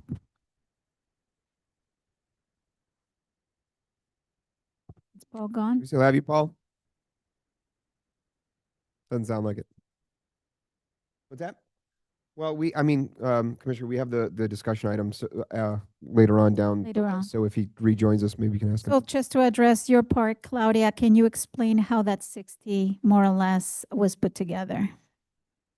So if the total cost of the freebie is $120,000 a year, 60,000 of that is picked up by Florida Department of Transportation through the Public Transit Service Development Grant. The other 60,000 doesn't come out of your general budget. It comes out of CITT, the allocation that you get. Yeah. So that's CITT money is where those $60,000 are coming from. It's not coming from your grant, from your general fund. Okay, and you mentioned there are specific grants that might be cut, considering specific for this program. Can you explain? The grant, Yeah. yes, the grant that you have right now and that you have one more year of right now, that's why you're making this decision today, because you have to give them 30 days. Let them know 30 days before if you're not going to use it. That grant has now gone from being awarded for 1 year periods to being awarded for 3-year periods, because it's now going to be awarded for 3-year periods. Only 3 to 4 cities per grant cycle are going to receive the award. And so it's a very golden opportunity that you guys have, because it's going to become much more difficult for cities to get this grant in the future, because you're competing with the other 20 some cities that apply for this grant every year. Got it. Those were my questions. Thank you. Let me just say one thing, guys. This is a really big deal for a percentage of our community, whatever percentage that is. I have no idea what that is, right? And I don't think I ever will, but it's a really big deal. And in an ideal world, we would have had a workshop, talked about, freebie and invited the community and obviously the people that. So for us to make this decision tonight, it's going to be a very difficult decision because, it's going to affect positively or negatively a percentage of our community, whatever percentage that is. So I don't like being in this position, to be quite honest. Understood. Are there any other questions for Claudia before we let her go? No, thank you. Well, Claudia, thanks so much for being here with us and providing some context and clarity on the data, and then answering some of our questions. I think it's been helpful. It's certainly been helpful for me. We have a discussion item later on down the agenda for this. You don't have to stick around with us since you've kind of provided us with your feedback, but you're certainly welcome to. Thank you. I appreciate it. Thank you very much. Have a good evening. All right, you too. Okay, so we'll get back to the freebie item when we get down to the discussion item. So, all right, we've had quite a few presentations so far this evening, so let's move on here. So let's get down to our public comment. We'll start with our public commenters here in the log cabin, and then we'll move on to Zoom. For everyone providing public comment, please just remember to provide us with your name and address, and public comment is limited to 3 minutes. Thank you very much.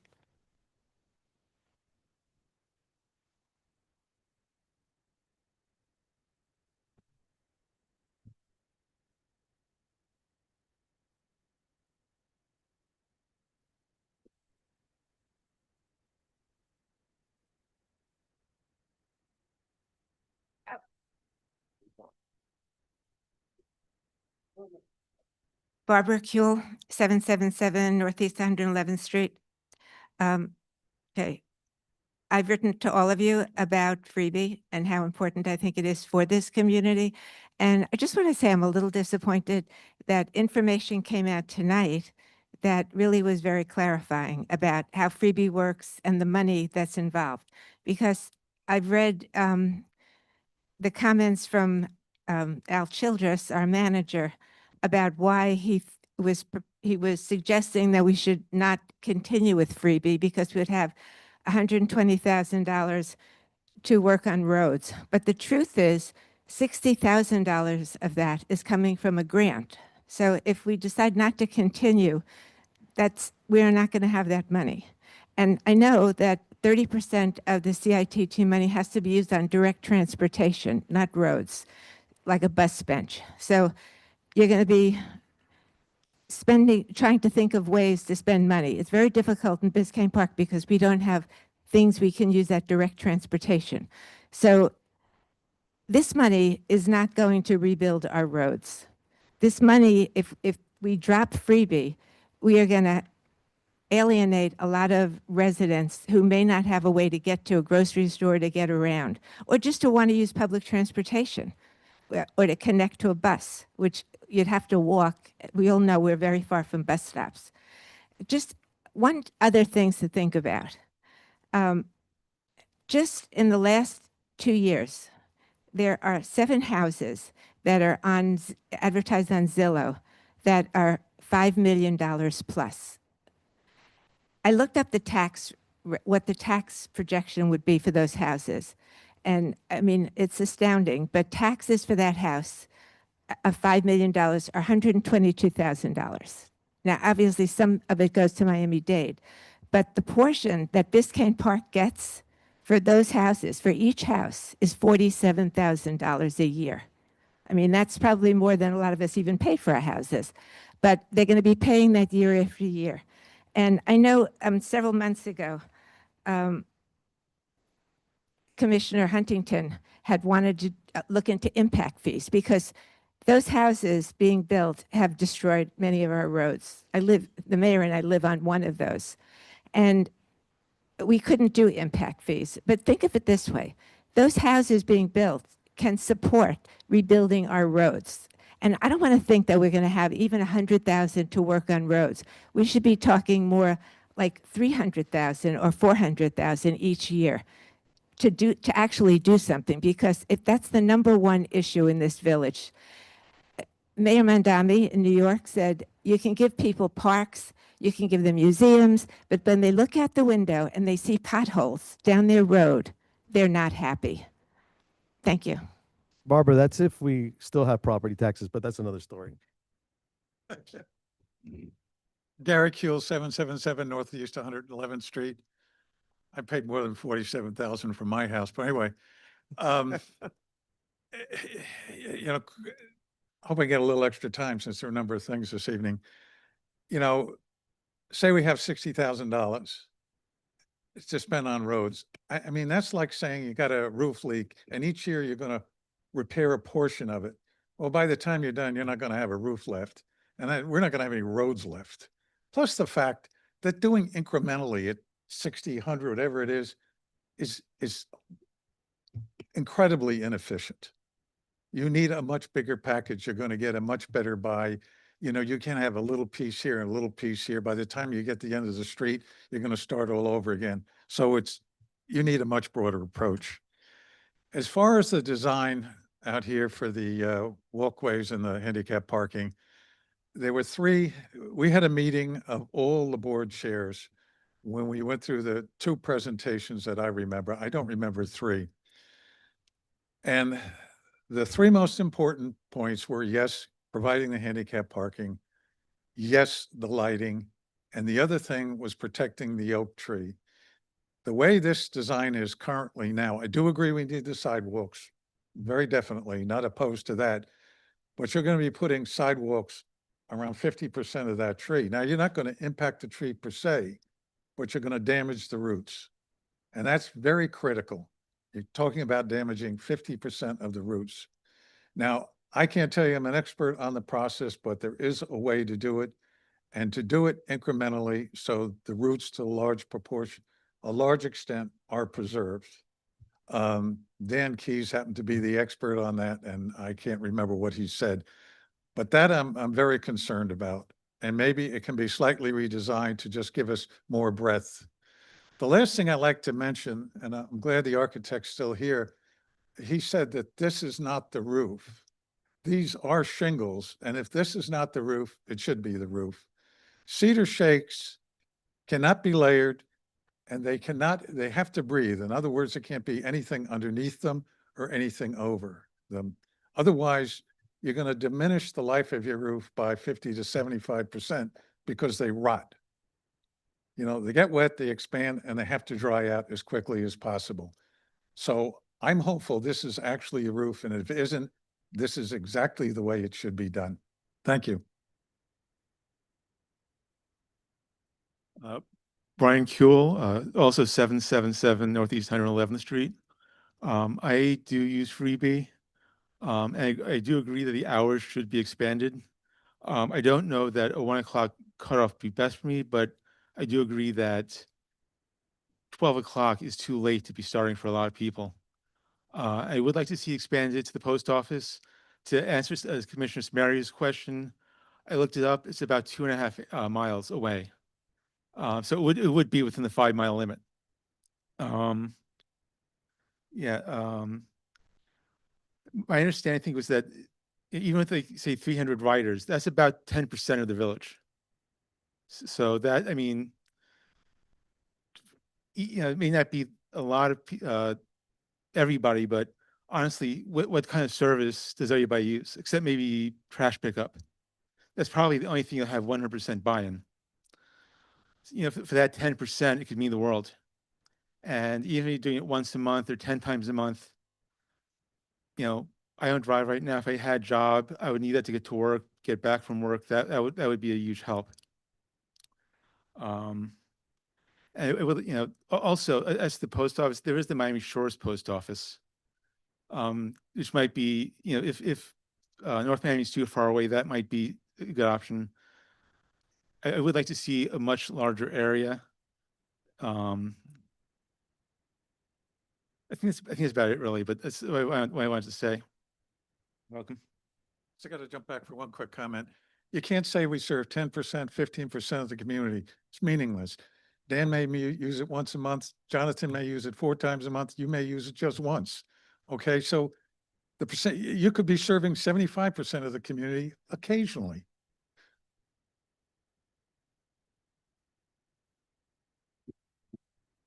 Hi, everyone. My name is Liliana Paulino. I live on 670 Northeast 114, so right down there. I'm sorry, what's your name again? Liliana. Liliana, thank you. So I just wanted to make a comment regarding the light. I appreciate the idea of including lighting. I think we do need some more illumination. I am glad the architect is keeping in mind, I don't remember what he called it, but like the expansion of light, so that it doesn't obviously impact myself and neighbors around the street. I know that we're used to, and we have a couple lights already in the street, so we don't want too much bright light illuminating, especially at night, because it might impact, you know, sleeping and events inside our home. One thing that I don't know if it's been considered as somebody who walks and drives around here all the time is kind of blind spots behind here as you're driving in. It's become, I've not run into people, but sometimes people don't see the cars are coming. So if there's an opportunity to maybe put some glass reflection or something that can make it safer for us that walk here all the time. And regarding Freebie, I just wanted to say I think it's a great project and initiative. The first time I heard about it was about 2 weeks ago, that it was a service that was available to the community. I think either the company or the community can make a bigger effort in marketing the service to ourselves and everybody around. I think expansion maybe to Miami Shores, I did not see that on the map, would be a worthwhile endeavor since it's the closest area with shops and services. And I'm also curious why they mentioned they only have 1 car. Is it because we don't have as many users? Would increasing usability add another car that would then decrease the wait times for users. Thank you. Thank you. Hi, Tammy LaBerge, 741 Northeast 118th Street.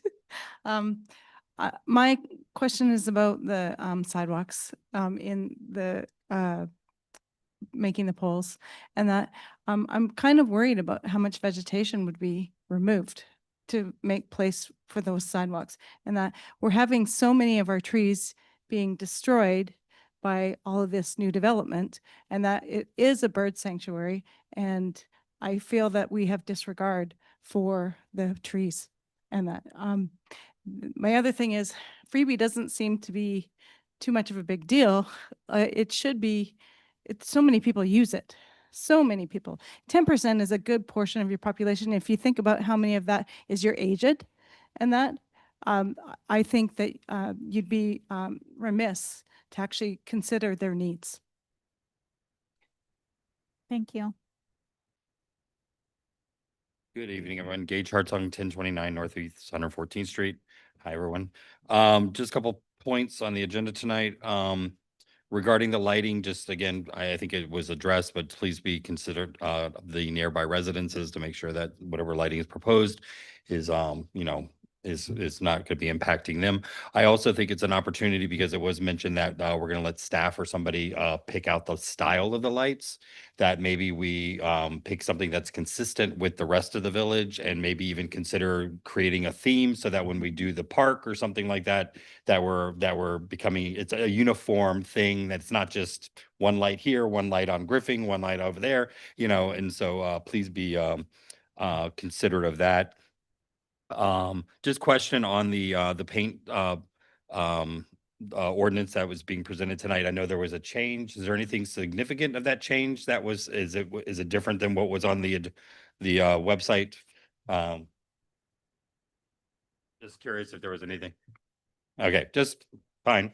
And then I was just curious, in the reports, will we be talking on the grant management? Because I don't really come to the meetings a lot, but I was just curious, like on a lot of the grants like that we had last year, the big emergency playground grant and stuff like that, will that be addressed in that report? Like I'm just curious, an update on where we're at on some of the grants that we've been asking. And I was wondering if you could address that and any other grants that have been applied for. And as far as the other ordinance on the artificial turf, I'm going to go home and zoom in. And if you have any questions, I'll be online to answer it. So thank you very much.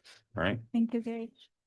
If you're going to connect again to answer to the question, I just wanted to ask the attorney. So no big changes on the ordinance as he knows it. Which one?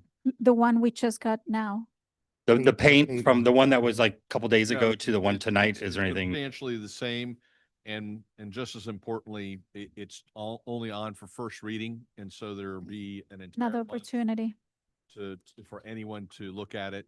And I can get into more detail, but we have to adopt this ordinance. Okay. Much like the synthetic turf. Yeah. Okay. Cool. Thank you. Okay. Thank you.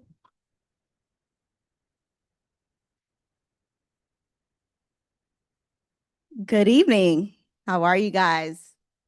My name is Dinah Escarmet. I wanted to introduce myself to you guys here this evening. I will be your future state representative for the area. Your current state representative, she is terming out, Ms. Dottie Joseph, so she supported me to replace her for the elections in August. It's a pleasure to be here in this meeting with you today. I will be walking around to your homes and see what your needs are, like we've been doing in the surrounding areas, El Portal and Miami Shores, to see, what you guys need as a village. I heard you guys talking about the freebie here tonight and other items on the agenda.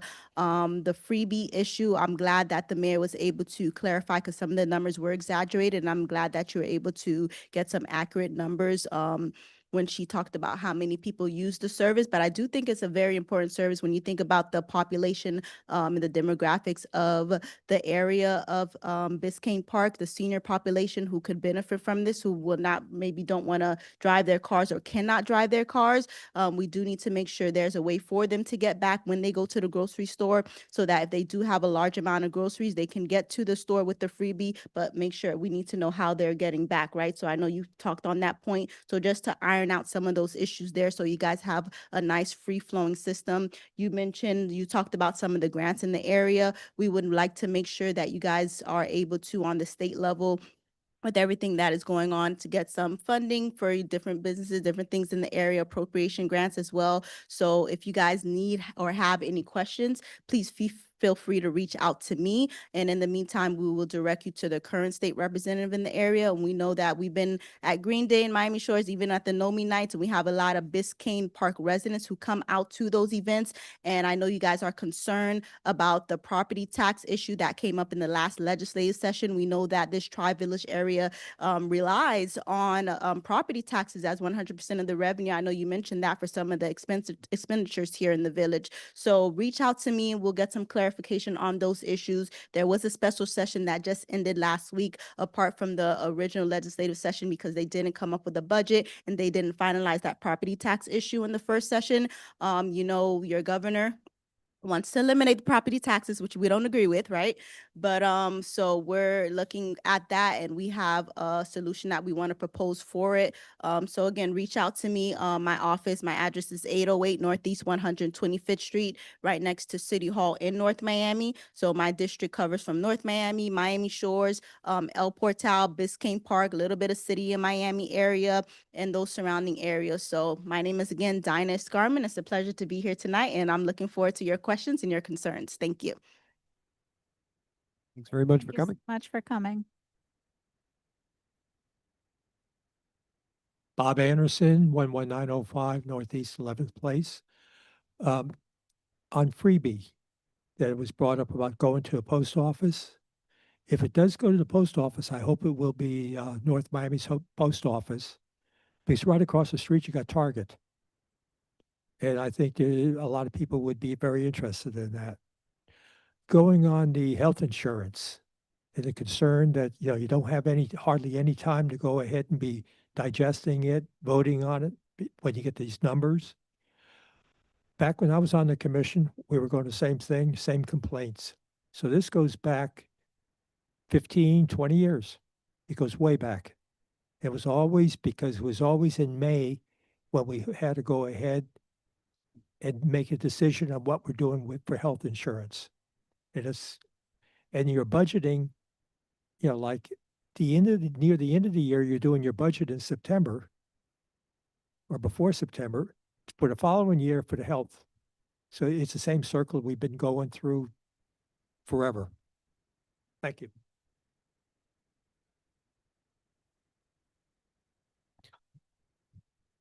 Okay. Any other commenters here in the log cabin? Going once, going twice. Okay. Looks like we have a raised hand on Zoom, Madam Clerk.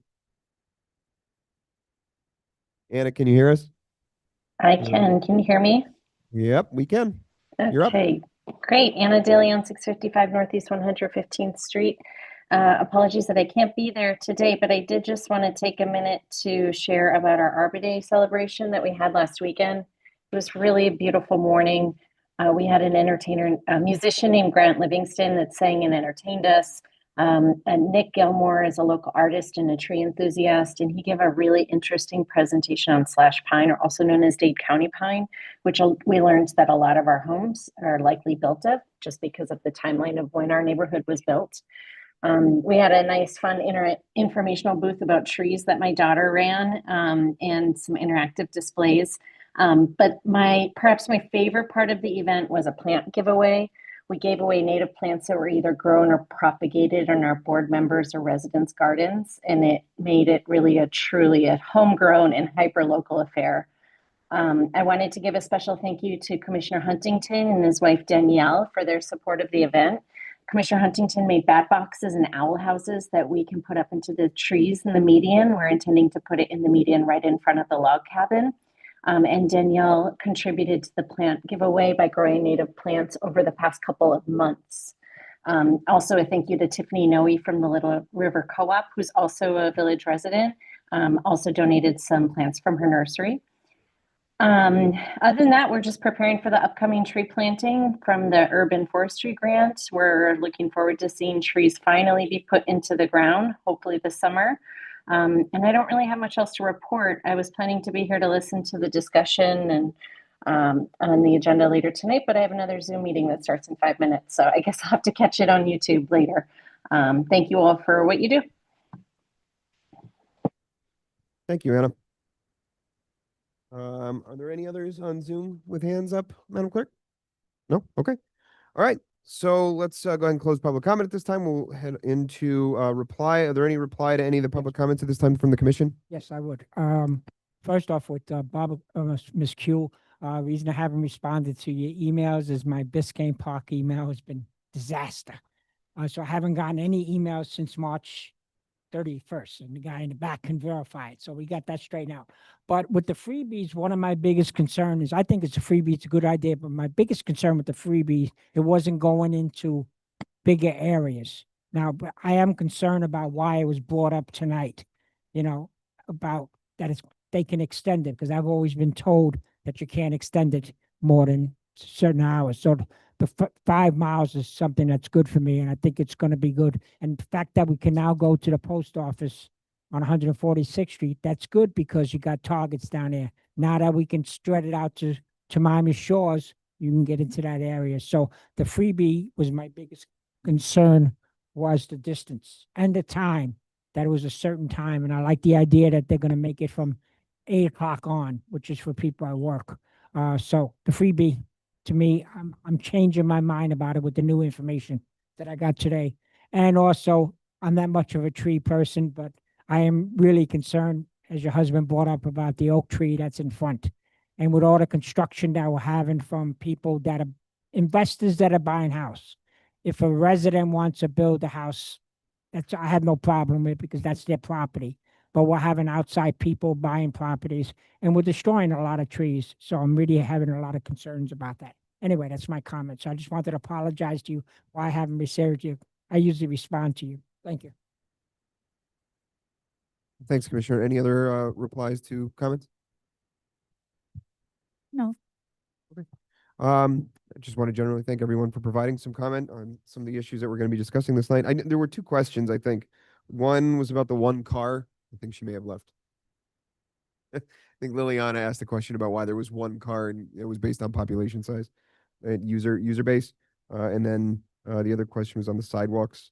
That's a separate portion of the design. So I think that's going to come in later, but absolutely correct to protect the oak tree. Sorry, I was just thinking, as you were saying, don't we have 2 cars, one of them being handicapped? No? One car, and that's based on size, but also based on our proposed budget for the $10,000. So we had a second like handicap station. The regular one was down, and they brought that in as a backup. Okay, got it. Thank you. And Anna, I don't know if you're still with us, but thanks very much for yours and the Parks Board effort in putting on the Arbor Day celebration. Mr. Mayor, I do have one reply. I know Gage asked about playground grants. I don't know if the interim manager wants to field it, but I will. That we're still waiting on the state budget. FERDAP is funded by the state budget, and until that's finalized, and a state appropriations, the same thing. So until those are finalized this month or next end of this month, we're in limbo. I think the special session's May 12, if I remember seeing it correctly. You're like the 21st, I believe. Yeah. So hopefully we'll get some answers starting in about a week. And on property taxes too. Okay. So now in between commission reply and the reports, we talked about having a brief discussion item on lighting, right? Yes. Okay, lighting. Yes. So I know, we've heard from Matt. Thanks for sticking around with us, Matt. We've heard from some of the residents. Was there something specific you wanted to talk about, Commissioner? Yes, so I just wanted to understand next steps on this. I'm going to be honest with you. If you remember last month, I was back and forth into asking for more information. I think my intention was to have people come forward and pose their comments. I don't know if you are all on the same page in terms of this design moving forward. I don't understand that. I don't understand why we have option 1 and what other options are there. I don't know that those were approved. And again, it's been 4 years since this has been a conversation. So it might have been that we've discussed this at some point. I was just hoping to better understand what the timeline looked like, what's next, and sort of gather all the feedback from residents across the board, because it's part of, what we need to connect with you in essence to make sure that those are addressed. We're never going to make everybody in the village happy. Some people want the light, some people don't want the light. I had the opportunity to go and walk around on Sunday and let people know that this was happening, just so that they can come and make their opinions. And again, I think we always have on those two sides of the story. But there are a lot of concerns, as you've heard, about how we protect wildlife, how we protect our landscape. How do we work internally as what the landscape is going to look like? We have a Parks and Parkways board. We have, again, we want to make sure as part of our planning and zoning, and I know it's not called that anymore, but it's PNZ as I remember. We got to make sure that it fits within the style of the village. There's questions about roof as well, as you heard. I would just ask you if you have a moment before we continue this discussion, if you can address those comments that were kind of brought up to us today. Thank you again.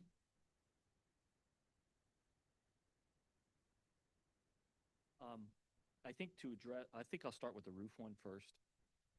With the roof, what you're seeing. You want to make sure that we can. Looks like it's on, yeah, but maybe just lift it. Yeah, it's on. And I don't think like- so. I don't hear it. Yeah, when we got a tap, I thought I heard it. Can you hear me? Okay, There now it's There we working. Okay. So just to speak to the roof, what you're seeing is the existing wood shake roof, but because of the changes since this building was built and hurricane codes and whatnot, the system that goes on top is an NOA approved system, which when we put our package together, we actually have two different cedar shake shingle alternatives. One is a traditional cedar shake shingle, which is installed in a manner that would protect, would allow it to dry. Fundamentally, though, when you go with a cedar shake shingle in this environment, they tend not to last as long as we would like them to. And then there's another system, which is a Wallaba, which is it's a wood, but it's a different type of wood that tends to work better. The only issue we've had is that we have not been able to get a sample of it yet and to present that to the state to get an approval on it, just see, because this is getting a historic funding grant in order to change out the roof.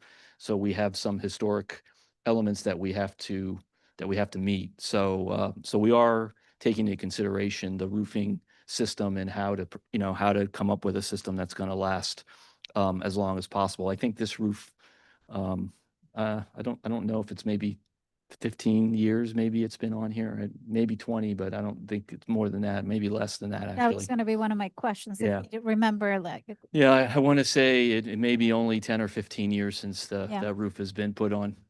Yeah, it's not been a very long, but again, we're going to remove the current roof and then take care of that. To go to the parking area, what I do believe happened is that I believe that the prior consultants had come back with several alternative solutions, and with the final solution being the one that was presented tonight, which is a modest amount of sidewalk, and with the intention of not impacting the oak tree, or as little impact to that oak tree as possible. Now, we can review during the design phase the location of that, and we can work with an arborist to make sure we come up with a solution where we maintain the root structure around that tree. It's a beautiful tree. But I think that final solution was the one with the least amount of impact. And as far as my understanding is, we're not removing any other trees. So So it's a very modest impact on that. And then obviously with the lights, I think probably, you know, we work with staff on selecting, as you can see in the presentation, the light was a very traditional type of light. I think from the neighbor's perspective, they call it the coolness of the light or the heat of the light. I think we want to go something that's a little warmer, probably, that gives it's more of a golden light as opposed to like a neon fluorescent light. So that'll be something that we will take a look at as well. So and we can, you know, we'll work with staff initially, and then if we need to bring it back to you, we can go ahead and do that. I think really fundamentally we just need to get started on the design portion of it in order to start getting this thing to move forward. And so on that point, my question is, what do we see next, and by when do you expect it? Well, like I said, we would schedule wise, we would probably try to get out here next week, or as soon as we got our NTP, get our engineers out here to just verify the power, start working on our base drawing. So I would say in 2 or 3 weeks, we would probably have a layout done, and maybe not have the photometrics yet, but have a pretty good idea of the light fixture and where we're planning on doing it, and a layout for the sidewalks. And that, you know, and then at that point, if things were, you know, heading in the right direction, it would probably need a week or 2 to wrap that up, and then it would be ready to go to permitting. Again, notwithstanding the other work that has to sort of occur. So there is some time available to review stuff and not feel like you're, you know, under the gun to get this done, because still the roof has to get done. And then at that point, the other phase of the work will start. Got it. Okay. Perfect. Thank you. Okay. That's all I have. All right. Okay. Yep. Great.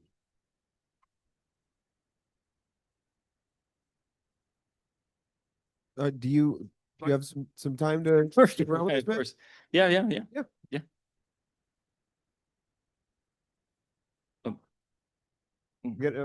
We'll have another mic. Perfect. Oh, Oh, thank you. That's great. We have another mic. No, he's gonna bring it to you. He's gonna bring it to you. we can.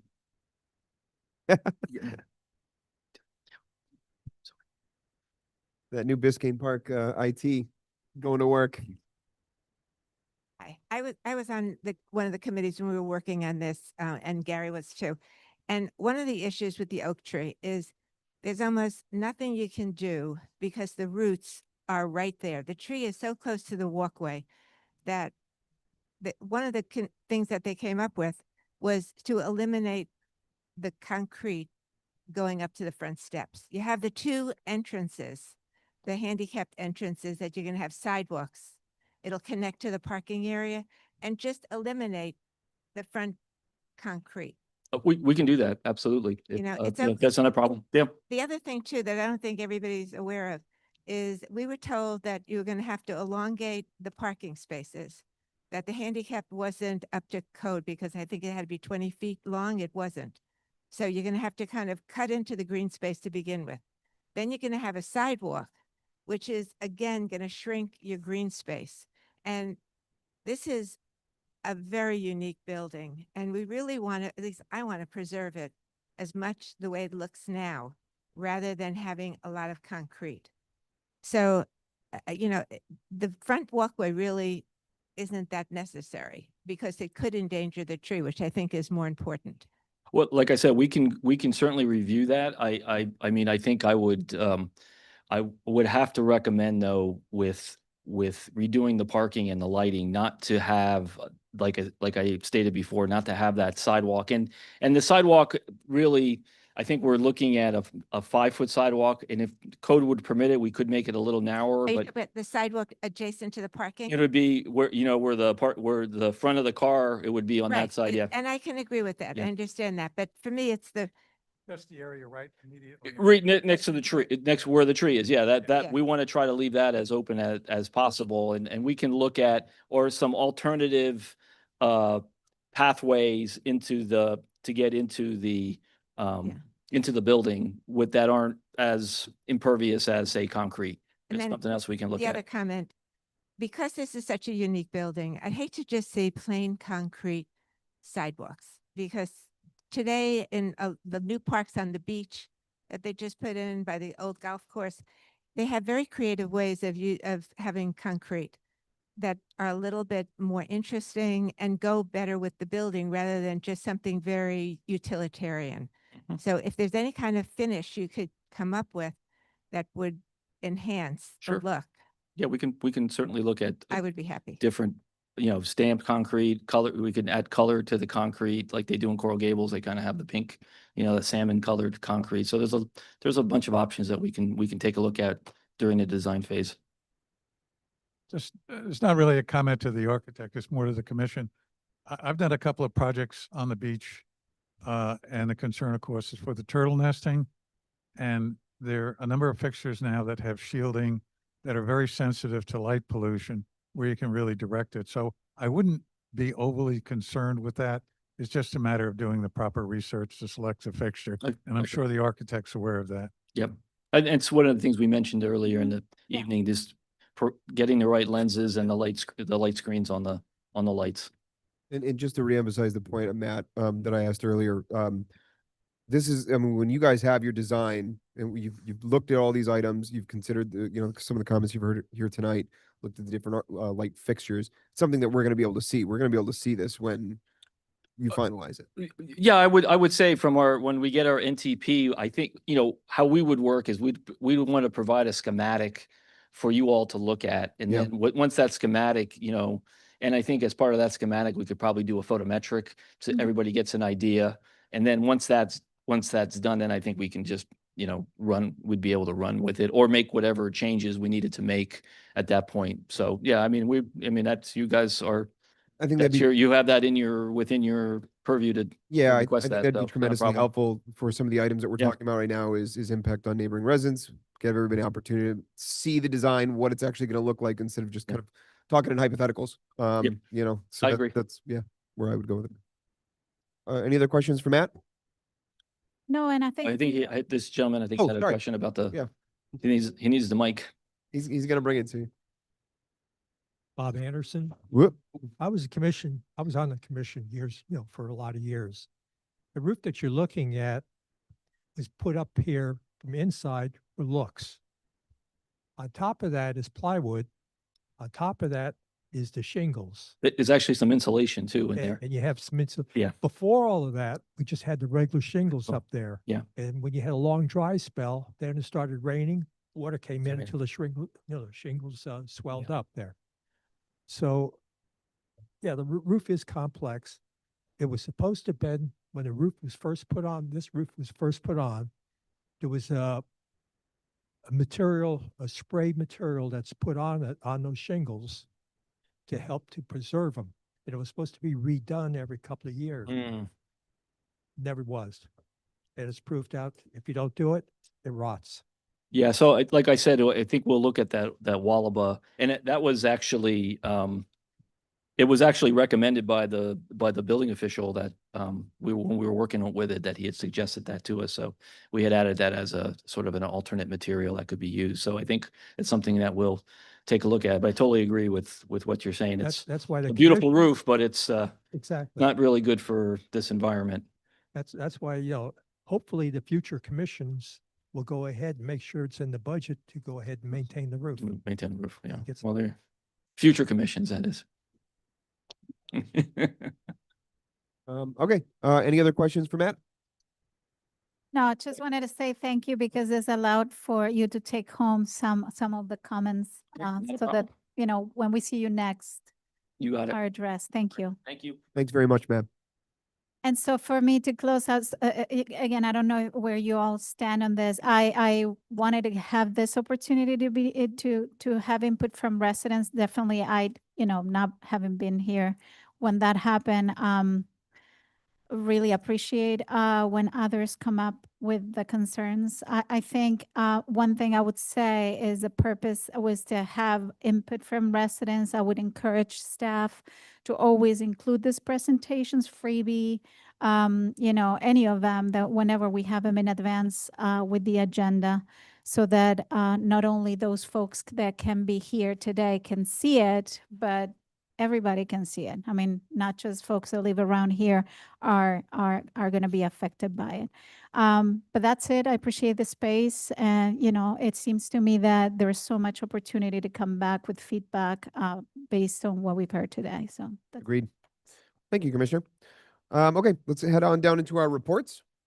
We have our village manager report up first. Are any questions for our interim manager here with us this evening on the manager report? Acting, excuse me, sorry. Apologies. Acting. Any questions on the manager's report? I do, and you might be able to answer, maybe you don't, but you tell me. Hold on. Let me just open my thing.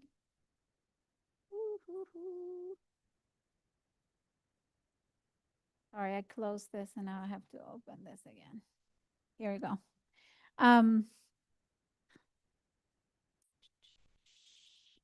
So an on-site meeting was held with landscape consulted to discuss planting of flowers and trees at the entrance of the village. I was wondering who the consultant is that is doing this for us, landscape support. If you remember, I don't know. Oh, it's the arborist? Oh, so that's the consultant, okay. And then the other one, which I was also wondering, is village clerk, assistant clerk, and village clerk consultant. Who's the consultant? Is it Maria? Maria, okay. Those are my questions. That's it. Okay. Thank you. Any other questions on the manager's report? No. Hearing none. Okay. Code compliance? Any questions for Doreen on the code compliance report this month? Yes, Doreen, where are you at?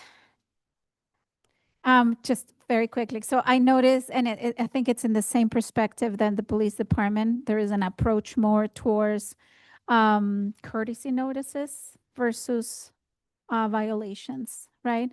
That's right. And I 100% I understand it has to do with the spirit of education. You spoke about that.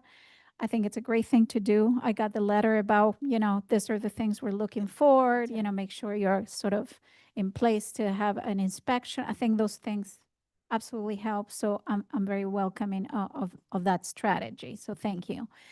One question I had, how do you sort of manage the data, and how many of these courtesy notices originate from complaints versus actually proactive enforcement? I would say 99% proactive. Got it. So we do the letters of intent first. Yes. Give 30 days, and then we do the courtesy notices after 30 days. What that does is give the residents more time to be able to comply. Awesome. Thank So you. Instead of the regular 30, they're getting up to 60 before we can issue a violation. 60 Great. days. Awesome. Thank you. I only have one. First off, your report is fantastic.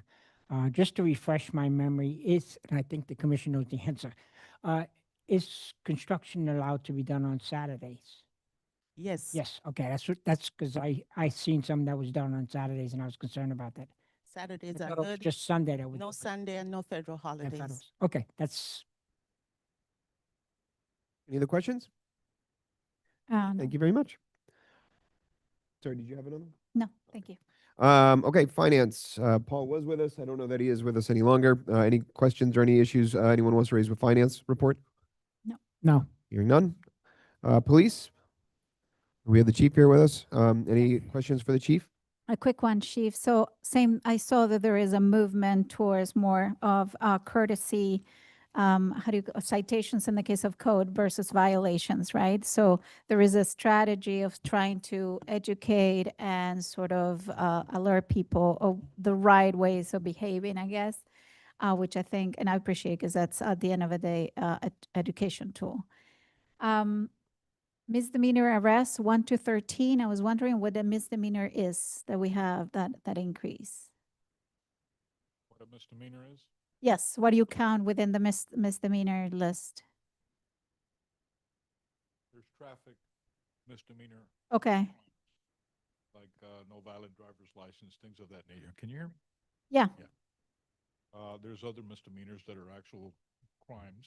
Okay. That Right. that we I just saw a big jump, you know, and I was wondering what that was about. For the most part here, it's traffic.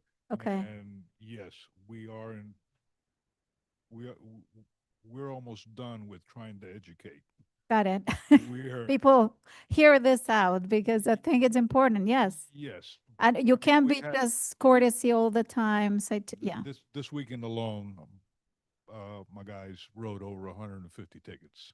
Oh, And I mean, it's residents, if they break the law, they're going to get tickets. yeah. Half and half, yes.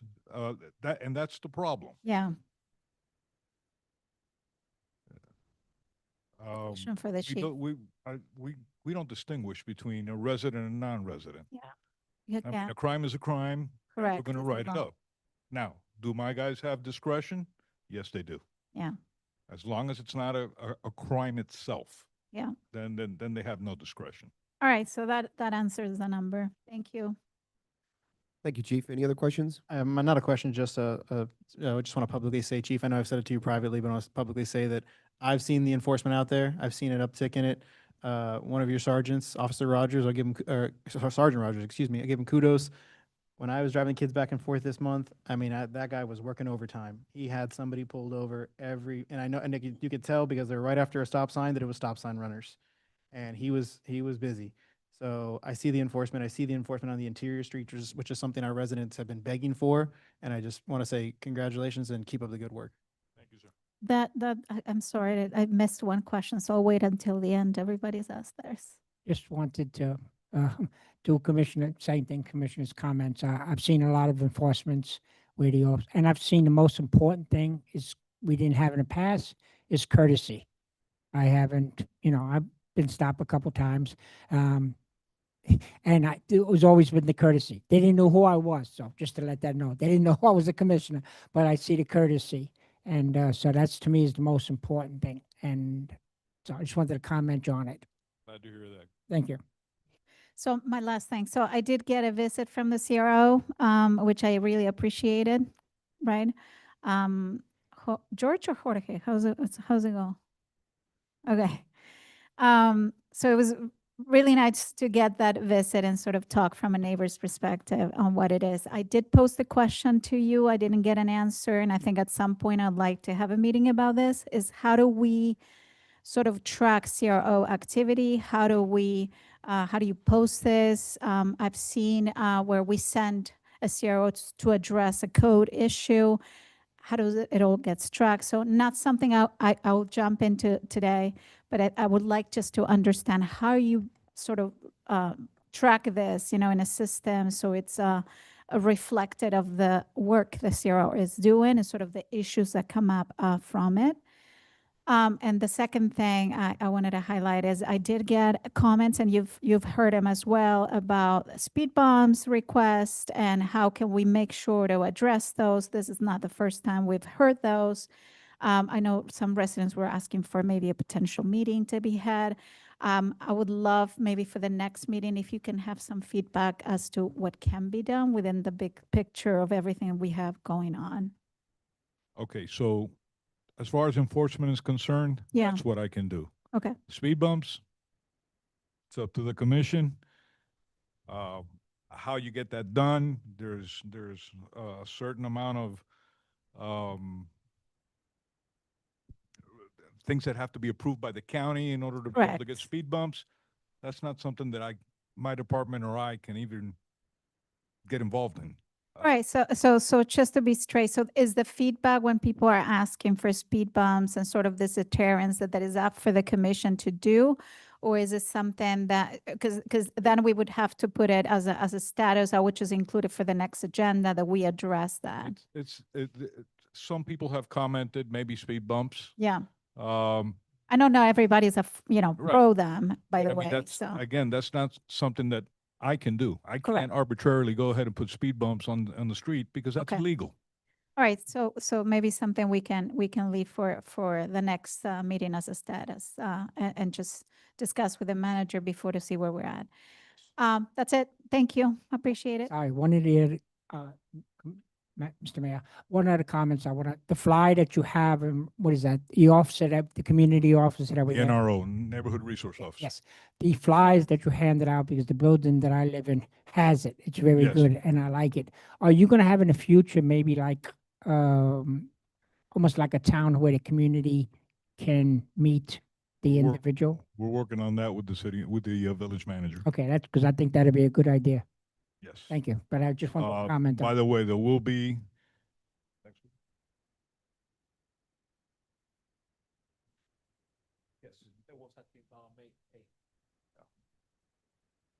Okay, so we did have a special traffic detail on May 8th. Because of the concerns of the people that are letting the NRO know about their traffic issues. Okay. So, you know, we gather the information, and then when it appears to be more than 2 or 3 persons on a block complaining about the same thing, we go ahead and hit it in force. Okay. And hopefully that becomes a deterrent. Yeah. Okay. Okay, thank you, Chief. Thanks, Chief. All right, let's head to our next report, which is Parks and Rec. Any questions for Isa on Parks and Rec? As a director, though, can I say something? Of course. Parks and Rec? Yeah, please. Just want to shout out the police department. The T-Connect mobile that they had at the park was super well received by all our residents. And I know the mayor, you also have something. It was the mobile DMV. Mobile DMV. Yeah. So I think our numbers were the best, way better than the last time. So you guys did a great job. Just wanted to make sure we acknowledge you about that, and also acknowledge all your officers for their enforcement on the sidewalk parking. Seen a huge difference already, and I think people are getting the message. So appreciate you on that. Thank you.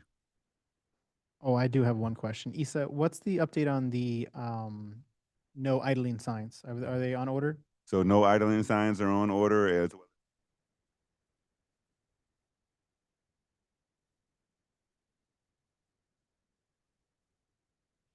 Mm-hmm. As a sign is.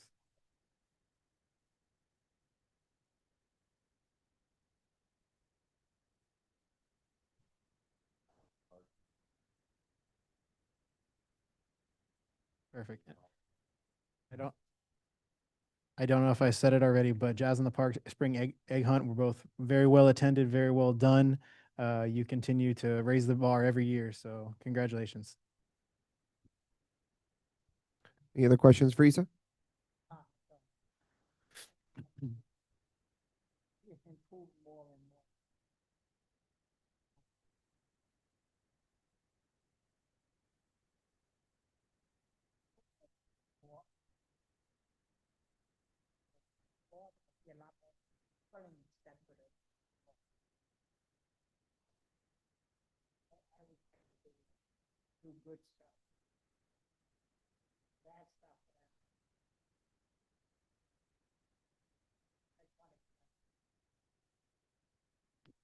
Oh, and Isa, did we paint the parking lines at over at the rec center?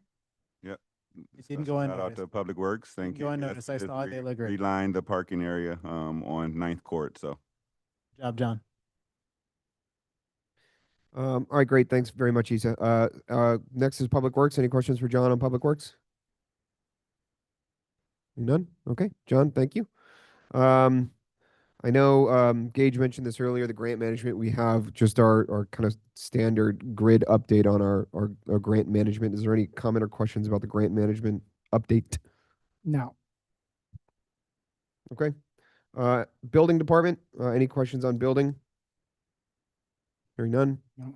And CIP, any questions? I know Al isn't with us this evening, but any questions on CIP or comments, I guess? No. None? Okay. All right. So let's very quickly jump into commission reports. I'm going to give Commissioner Amsler time, so I'm going to start on that end. So for my report this month, one, I did attend the Parks and Parkways Arbor Day celebration. It was a very well attended event, a very beautiful morning. I did make the bathhouses, and my wife, I want to say thank you to her. She generously worked on a plant donation, as well as Tiffany No from Little River donated a bunch of plants. We had almost, I can't even count, over 100, and they were all gone. I think I took home maybe 10, and we're holding them and keeping them watering for the Parks and Parkways if they want to plant them around the village. So it was a great event. I did have one meeting with a resident on 121 concerning a traffic incident. They had a car run into their front yard. So I went out there and met with them, and I've made contact with the commissioner from North Miami, whose district shares the road with 121 because, you know, our ILA does not allow for speed bumps on perimeter roads. So I just want to see what their feedback is, if they're seeing the same complaints this resident had for speeding on 121, so we can get some more data. And hopefully if they're seeing the same thing we are, we can maybe look in our local agreement between their municipality and ours to investigate the speeding issue on 121 and, you know, pursue traffic calming measures if necessary. But I have set up that meeting with her. It's this Thursday. So I'll be meeting with the vice mayor of North Miami just to see if they're hearing the same things that I'm hearing about speeding on 121. Okay, thank you. All right, anything? I don't have a report. Okay. I have one. I met with the city manager. We're coming up with, and I had my notes, big notes, and I left at home. So I'm just going from mine here. But I met with this, and I want to get ideas from the commission and residents. We're celebrating our 250th anniversary as a country. And one of the ideas that I had was to have a picnic with the residents and where it would be potluck. They can bring it. And we can also have business sponsoring it. We can have our police department. So, you know, do some activity, just make it as a community thing. And it was going to be like, originally it was going to be 4th of July, but everybody's celebrating the 4th of July, so you're not going to be able to get anybody. But it was going to be on this, probably the week after the 4th of July. We have time that we can decide it, but I want to get ideas for the commission to think about it, something that we can do. All the other cities are celebrating the 250th, and we have a habit of not doing that. We have a habit of not doing what other cities do, and we need to start doing it. We need to start have residents' participation, and I think a potluck would be a good idea. And we can have businesses sponsor the event, which will pay for the biggest concern that city managers always said is we can never get employees for overtime. Well, with the sponsorship, I think you'll be able to get that. And I think it can be a good event for the residents. And so just an idea that I have, the city manager, I talked about it, we're going to bring it up, but I wanted to bring it in front of the commission now and see what other ideas the commission might have. But I think that the 250 is going to be big, and you're going to have people that are really going to participate. 4th of July, yes, I agree. That I would like to have it on the 4th, but you're not going to have it. People are going to be doing stuff. But I think after the 4th of July, the week after that, on a Saturday, it can be done. And I just want to get ideas and bring it to the commissions, you know,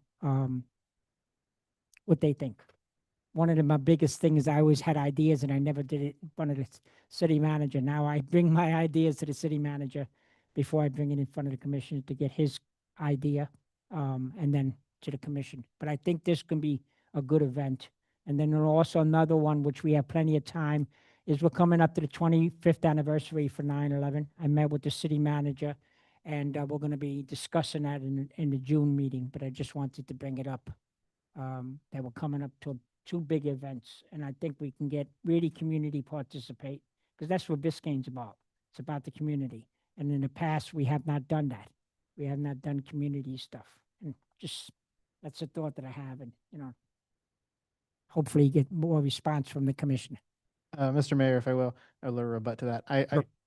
I completely concur with you. I think America 220 or 250 is a huge number, and it's something we should celebrate. I think we're a little behind the 8 ball. So I think if you have any intention of this happening, maybe we should put this for a discussion item at the bottom of the agenda tonight, so we can just pledge out what's possible, what's not possible, because we're in May, so we're only 2 months away right now from having a community event. I think if you wait until next, you're dead in the water. The bottom of the agenda for tonight, hopefully we get to it and see if we can talk about what's feasibility at this point, 2 months out. I agree with you. I just didn't want to put it on the agenda without the city manager being here. That's one of the reasons that I didn't do it. But it doesn't have to actually be in July. I mean, you know, it doesn't have to be. I mean, I agree with you. It's short time. I came up with this at the last minute, so I apologize to the community. I just had this at the last minute. But it can be later on in July. It doesn't have to be the 2nd week of July. I think we can really, and I asked the city manager if we can organize this in that time period, and he says, yes, we can. So, but I agree with you 100%. And, you know, if the commission's willing to discuss it at the end of the meeting, I have no problem. I know we discussed, I don't like putting items on unless we bring it with backup and stuff. So that's the only reason I didn't put it on the agenda now. But I agree with you 100%. I'm 100% to put it at the end for discussion. I love the idea. Yes. I agree. Okay, great. Thank you. Thanks, Commissioner. Commissioner Hamzer? No report. Okay. I'm going to keep mine brief. It's already past 8:30. Special session we already talked about. There was a resident group that asked for a speed bump. This kind of coalesces with the speed bump thing.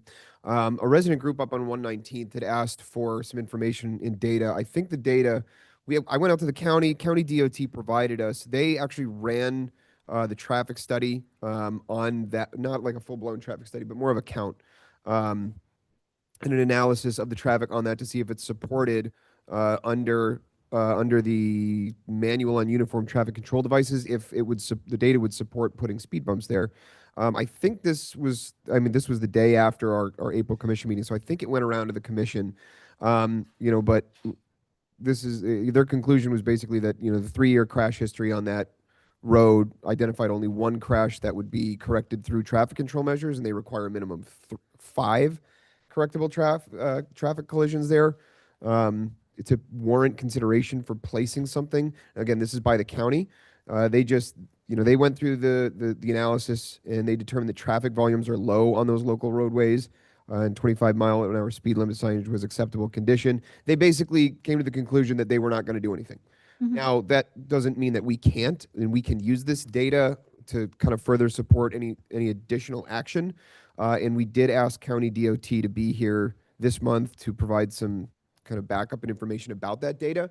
I don't know that we got a response, but hopefully they can come in June, because I'd like to see what they collect, how they interpret that data, because the data is kind of raw and it's kind of hard to understand.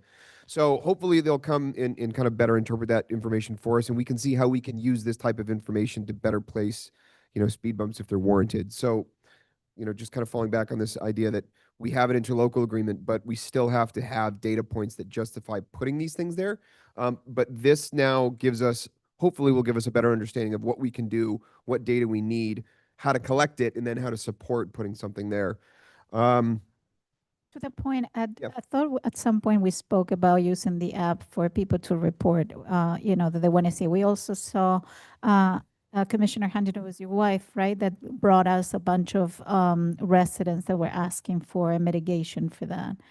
Yeah. And it was at 119 or 121st, I can't remember, 119. Same. So and that was about 2/3 of the entire certain area. So I think there is data in place that we need to look into. What I was suggesting earlier, and I will put this forward, Jonathan, to you, but I think it's we should do a next meeting and just a deep dive of what we have and kind of bring together the data you just discussed, what we have available, what the recommendations are. And again, we're tied our hands to regulations. I mean, we can't just do anything. It's very clear. What can be done is still sort of a question up in the air that I would like to land somehow.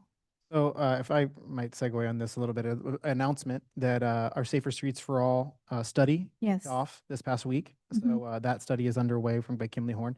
And that really kind of muddies the water, because I trust me, I am 100% with I think the rest of this commission that I want to see traffic calming measures put in, because I think data only gets you so far. Yes. There's data, there's numbers. You can say crash data, you can say all you want, but there's a feel. There's a feel of walking down our streets with your children. The uniqueness of the village on that point. And when a person passes you going 35, that doesn't feel safe. So and that person might not have interacted with you. They might have been enforced on. That doesn't get input into any database, but it is a feel. As I walk down the streets, I don't feel like the crash data says there's only been one crash on 119th in the last 10 years.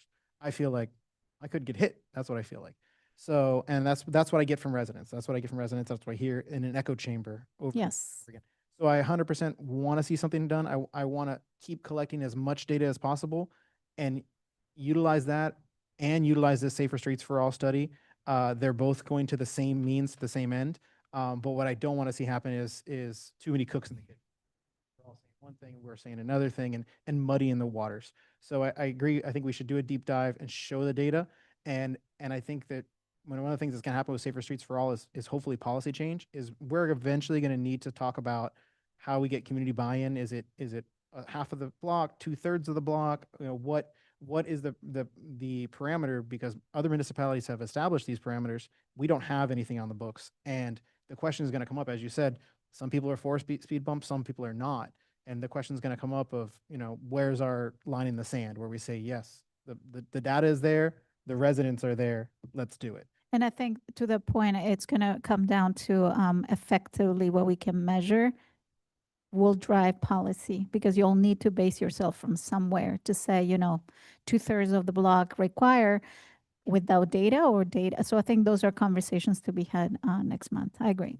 The good thing is Safer Streets for All works with us as far as policy changes. It's not just physical changes, policy changes as well. So I hope I see some of that coming out of there. It's something I'm going to be pushing for in the next couple of months on our own, is to start talking about policy change and what are other municipalities doing? What can we get in moving in the hopper for when Safer Streets for All come out? Because they're saying a draft in September 1st. So we're talking about by the end of the summer, we should be seeing a draft from them and start getting some of this projects lined up, data lined up for hopefully solutions. Okay. All right. Thank you both. The last thing I just want to say, I'm going to skip everything else, but I just want to say that I went by it today and I got confirmation from the manager. The county finally started building the crosswalk on 107th. Mm-hmm. 2+ years, they finally started building it. I know I saw them Crosswalk. put in the lines and the Yes. signs and all of that. So that's good news. 2.5 years from getting the money to doing it, they're finally putting the crosswalk in. So I was very, very excited to see that. All right, so let's keep going. Let's move on to our consent agenda. Do I have a first and second to approve the consent agenda as amended? I make a motion to approve the consent agenda as it first. Second. All in favor? Aye. Aye. Aye. Okay, let's move on down to our ordinances before we get to our resolutions. Our first ordinance, John, is ordinance 2026-02. Would you mind please reading the ordinance under the record for us? Sure. Ordinance number 2026-02, entitled an ordinance, the Village Commission of the Village of Biscayne Park, amending the Code of Ordinances, of the Village of Biscayne Park to regulate the installation and maintenance of synthetic turf, providing for inclusion in the code, providing for conflicts, providing for scrivener's errors, providing for severability, and providing for an effective date. This is on second reading and adoption. Thank you, John. Do I have a motion to second to move to discussion? I make a motion to approve ordinance second for 2626-2A, amending the Code of Ordinances, regulate the installation of maintenance of the city grass. Second. Okay, is there any public comment on the ordinance before we move to discussion? Going once, going twice. Okay, no public comment. All right, is there any discussion on the item? No, Joe, actually, you know what, John? Would you mind just give us a quick reminder and as to what we need to do and why? Oh, and also, I don't know if Gage is with us, but as I understand it, you met with Gage and you were able to incorporate all of their requests and changes into the ordinance, correct? That is correct. So briefly, the Florida legislature and its infinite wisdom continues to erode local government's home rule powers.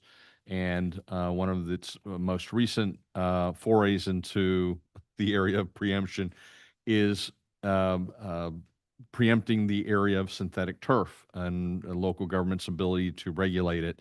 And so in recent legislation, the Florida legislature has stated that local governments need to adopt regulations on synthetic turf consistent with a proposed rule that is being in the process of being finalized by the Florida Department of Environmental Protection, and the proposed ordinance that is on second reading essentially tracks those that rule and implements it at the local government level here in Biscayne Park. I did have the opportunity to meet with Mr. Harding and to go through the ordinance and the comments that were made by the Planning and Advisory Board. And I believe that, at least according to my correspondence back and forth with him, what you have before you does incorporate all of those comments and is consistent with the requested modifications by the Planning Board. Those for are highlighted in yellow, I believe, so you can see them, and they're in double underlined, so you can see the changes between first and second reading. Okay, thanks, John. And I'm here if you have any questions. I was just going to go to you next, Gage. So I already had John kind of confirm that he was able to input all of your board's recommended changes and edits. Is there anything that you want to say on it before we discuss and ultimately vote? I mean, I think it's all pretty self-explanatory. What the planning board recommended, and John was able to capture the concerns that we had. So, obviously, we're not opposed to synthetic turf. We're just more concerned about how do we regulate it and stay within inside of the state statute, and but also maintain some kind of control within the village under the state law. So if you have any questions, I'll stay on. I'm here. Understood, Gage. Thanks very much. All right. So having heard from John and having heard from Gage, are there any questions on the ordinance before we move to vote on second read? No, my question was going to be, specific of those changes, Gage. I was trying to pull up the latest one. Hold on. So can you describe what the process was with the board on this, and how did you guys came about these comments? So we received the first after the first you guys voted on the first reading. We received it, and we met twice on March 9th and March 23rd as a board. And we had, we reviewed it. We went through line by line and discussed each item. And, the board is made up of, we have a planner on our board. We have architects, we have business people, we have, a wide range of people. And basically going off of how we, we have to interpret the code and how we see the code. That's how we came up with these suggestions to you for second read. Thank you, Gage. All right. Any other questions before we call the roll? I'm trying to make sure that I have the latest ordinance in place.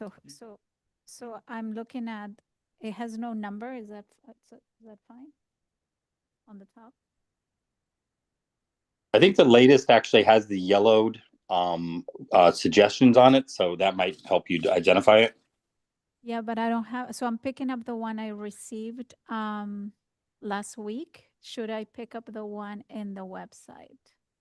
No, whatever the ordinance that is attached as a link in the online agenda that you received is the correct version. Okay. All right. Gage, I'm 100% on board on whatever the comments might be. I just right now can pull those yellow remarks you're talking about, but I'll go ahead and approve. This is second reading for us. Is that correct? Correct. Yeah. Yes. Okay. If there's no other discussion, then Madam Clerk, would you please call the roll? Mayor Groff, Yes. Vice Mayor Andler, Yes. Commissioner Gonzalez, Commissioner Huntington, Yes. Commissioner Samara. Yes. The ordinance is adopted on second reading, 5-0. Thank you, Madam Clerk. Gage, thanks for yours and your board's work on that in getting it up to speed with John. We appreciate it. You're welcome. Thank you. All right. So our next ordinance is 2026-03. John, would you please read it onto the record for us? Yes, this is an ordinance in first reading entitled an ordinance to the Village Commission of the Village of Biscayne Park, Florida, amending section 16.13 exterior painting permit of chapter 16 permits and certificates of the Biscayne Park Land Development Code to ensure the provisions is in conformity with section 1660483 Florida statutes, providing for inclusion in the code, providing for conflicts, providing for scrivener's errors, providing for severability, and providing for an effective date. All right, John, thank you. Do I have a motion a second? So I make a motion to approve ordinance 2026-03, amending exterior paint requirements, first reading. Second. Okay, is there any public comment on this ordinance before we move to discuss? Once? I'll just comment that go the ahead. planning board will look at this ordinance also and report back if we have any comments before your Okay. second reading. Perfect. Thanks. Thanks very much, Gage. All right, so having no other public comment on this ordinance, are there any questions or any discussion points on the first read of this ordinance? I'll start. The only thing I have is that I completely concur with the language that says that if you are repainting the same color, that you shouldn't need a permit, because that's just a maintenance issue and seems simple. And why are we even requiring a permit for painting the same color? Obviously, that falls to code to make sure that they actually are telling the truth and painting the same color. But to me, that's a maintenance issue and a no-brainer. That should be, we should make that simple and easier for our residents to upkeep their properties if they're not making a major change. White, I can see some gray area. I see the benefit to it, but I also see some gray area there, which what might be off-white or cool white or warm white. Or there's a lot of different, you go to Benjamin Moore, there's a billion different kinds, but I see the point. So to me, I'm fully in support of this. And the rest of it is what changes that the state has mandated we have to change. So I'm fully in support of it. So that's, Nick, John, I apologize. I neglected to ask you first. It's in Commissioner Huntington already jumped out ahead of it. The state has mandated that we make this change, correct? That is correct. And to the Commissioner Huntington's comment, this is probably one of the very few times where I tend to agree with something that the legislature's done in the way of preemption, that they're You want to say that a little louder for the legislature, please, into the microphone? get in the good graces of the legislature, where they've done something to make it easier for residents to get approvals at the governmental level. Okay. Sorry. So any other commission questions or discussions on the first read? I have a question. So we received this today, right? This is the one you Correct. passed along. So what changes are here that weren't before that we need to see? They are some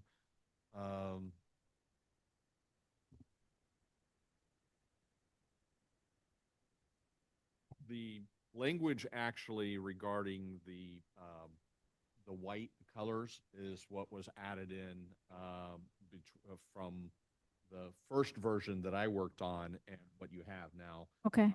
What you have provides for that change. Is that, so that's the only one? Yeah, that's highlighted here. Okay. Great. Just have one question about the same color. So, I'm all in favor of not having folks having to get a permit to obviously to repaint the house the same color. Having said that, to leave it to code to figure that out, with all due respect, I know it's just, listen, let's be honest. You didn't know the house was white yesterday and you didn't know it's yellow today. Okay, so that's not happening. So my question is that while I certainly agree with not having to pull a permit, should they at least come by and said, hey, I'm painting the house white and it's white and here's a picture of it today and this is so that at least there's some checks and balances. Because right now, the way I can tell you right now that the folks that are going to change the color, if they don't decide, we're not going to catch it. It's not going to get caught. So I'm just saying that's something, that's a little something there that not adding up.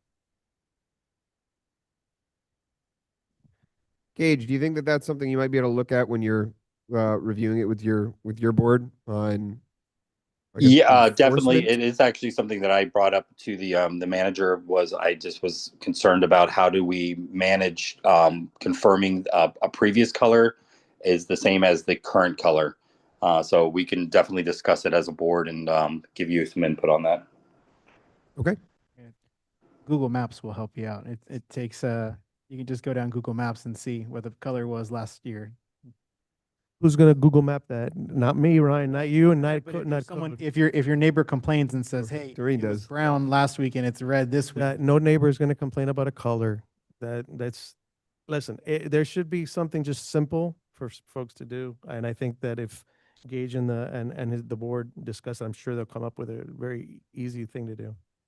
Yeah, Gage, yeah, I appreciate your input there and would ask if there's maybe some sort of mechanism you can look into as a board as to how we might be able to keep eyes on something like that.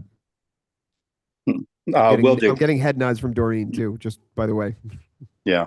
I mean, just a couple of things on that too. I mean, just, you know, the legislature took away our power to require a permit. So we have to ask for a color approval. So that's basically what this language is taking out the word permit and using approval.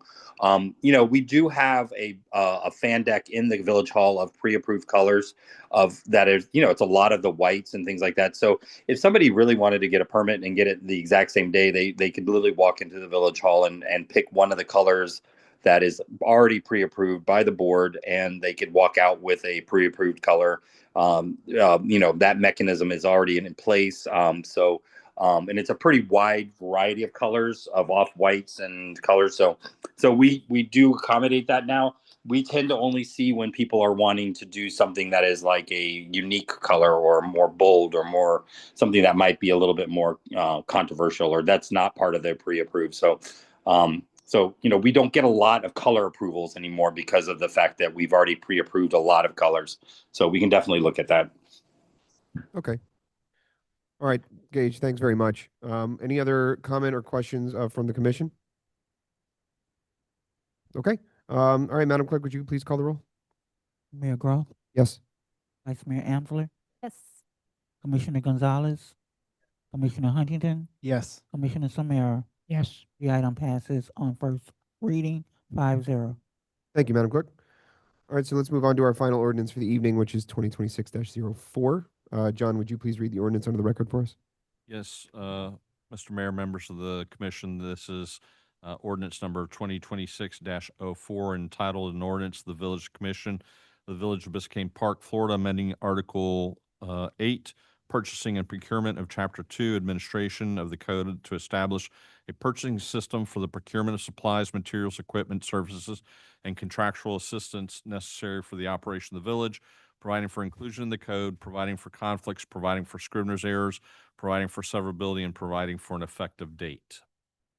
Thank you, John. Do I have a motion and a second on the ordinance? Make a motion to approve ordinance 2026-04, procuring policies and procedures. Second. Okay, any public comment on this ordinance before we move to discuss? Okay, hearing none. All right, so John, could you just briefly give a summary update as to what this is and why we are doing it? Yes, sir. There was a discussion during the last strategic meeting, and there was direction by the commission to update the current policies and procedures that the village has for procurement. Those provisions are currently found in the section of the code set forth in the title of the ordinance and Chapter 2. If you recall, the discussion that took place was to amend the code to allow the commission to approve by resolution the policies and procedures moving forward. So that avoids the need for the 2 public hearing process that we need to follow currently if we ever wanted to change the procurement code. So that is the impetus and the direction. At next meeting, when this is back on for second reading, you will have a resolution and those policies and procedures. Frankly, they are substantially similar to what you already have. We're just expanding them and fleshing them out, so to speak, so they're more comprehensive and detailed in what we're doing in order to save, make sure that we're maximizing bang for the buck of the taxpayers through procurement. Okay. Thanks, John. I mean, I know that goes part and parcel with the memo that that the manager provided with this item. So I'll ask the commission at this time if there's any questions or discussion items on the ordinance before we move forward. No. Hearing none? Okay. All right. Madam Clerk, would you please call the roll? Oh, no, I have a question. Oh, sorry. I thought you said not me. Me. Oh. So I just wanted to, so that this is, John, one of the questions I have for you. We didn't have the chance to speak. So if you can just guide me as to purchasing policies and procedure, how is that different to what we currently have in the code? And I'm not understanding the purchasing manual per se. Well, the right now, all of your rules and regulations regarding purchasing are in your code. Correct. And which isn't necessarily a bad thing, but a more efficient way to do it, particularly since we're at the point where everyone recognizes the need to update them because they've not been updated in years, is to, and use best practices, is to allow the adoption of your purchasing policies and procedures by resolution, as opposed to having to go through the more onerous and expensive and time-consuming process of amending the code, which has to be done by ordinance. So in that case, I'm trying to understand. So right now we have it by ordinance, it's explicit in terms of what sort of steps need to be followed for procurement, correct? That's correct. And so what you're proposing with this is that instead of being on the code, it will live on a manual per se, and that manual gets the opportunity to be updated through resolution? Or is it that at any time there is a procurement, we'll see a resolution? I mean, I know we have to stay taking, vendors and do the whole RFQ. Yeah. Yeah. Anytime you update the policies and procedures, you would do it by resolution as opposed to by ordinance. So you will see that resolution and an attachment in Exhibit A that'll be, at this point, I think it's about 15 pages long, with how we go or how we will procure items in the future. The process by which you implement that ultimately is historically by resolution. Yeah. And so that's I think the second part to your question. It will continue to be done that way in order to, so that there's always a record of what that procurement is. And there's also an inherent level of transparency because it goes on the agenda. Okay. And so when was the last time we updated this on the code? I don't think since it was adopted the first time. If you give me a moment, I can.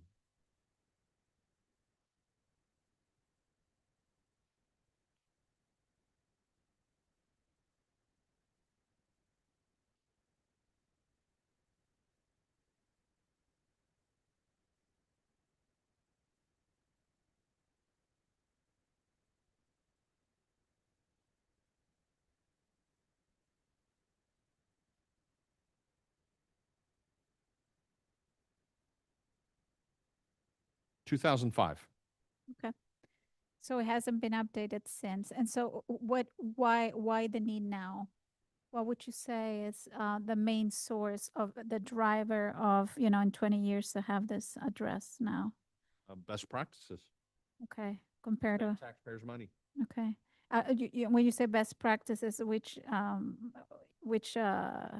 sort of municipalities or cities are you referring to when you compare them? We're comparing them to multiple communities. Do they have a manual in place and by risk? Yeah, a lot of municipalities and counties do their procurement policies in this manner. Mhm. It's a more efficient manner in which to do it, again, as opposed to every time you want to make a change, having to bring it back in the form of an ordinance and 2 readings, advertising, notice, et cetera. You're able to do it by resolution, which only requires 1 meeting. That's a best practice in of itself. But I'm saying, so we haven't changed it in 20 years. So it's not like we have recurring expenses behind these changes and our ordinances and our code that would, effectively be expensive for the village and the payers, Again, the idea is that if you are going to change it, which the direction is, let's do it the most efficient way possible now and going forward. Okay. The reason I keep bringing it up is because for me, many municipalities usually are luckier than us when it comes to the size of their budget. This flexibility, I'm sure, allows for the type of purchases that constantly go back and forth within the procurement manual. I don't know. In our case, we're just such a small budget. We're being so concerned about keeping it very tight. and having a very key control from a commission perspective, that being on the code and authorized through a double, 2 months in a row sort of approval process for any changes to that. I've seen it's worked so far, and that's how I read it, right? Sort of it's not broken per se. And that's why I'm just not understanding what the problem that it's sort of solving in essence for us. Not keep it that way. If you want to do it by ordinance, every time you wish to amend the code or policies and procedures, that is your prerogative. Yeah. Commissioner. That's why it's before you. If you don't like this process, then the direction would be to vote it down, and we would go back to modifying and updating the policies and procedures by amending the code. Got it. And it would be all laid out in an ordinance. Got it. Okay. All right. I think that answers. Thank you. Okay. If there's no other questions, Madam Clerk, would you please call the roll? I know the policy is, did you ask for public comment? Yes, we did. Oh, okay, sorry. It's not. No worries. Mayor Grove, Yes. Vice Mayor Ansler, No. Commissioner Gonzalez, Yes. Commissioner Huntington, Yes. Commissioner Samara. Yes. The item passes on first reading 4-1. Thank you, Madam Clerk. Jonathan, real quick before we move on, he brought up a good point that it just came to my mind that I don't know the answer, but I'm sure Doreen does. He mentioned complaints, right? Resident complaints. And I know back in the day, we used to have anonymity when we would, a resident would complain. That law changed some years ago. Have you noticed a serious decline in people calling in now that they have to identify themselves? Right, because I know you've been in this business for a while. So how do you have any idea of what you?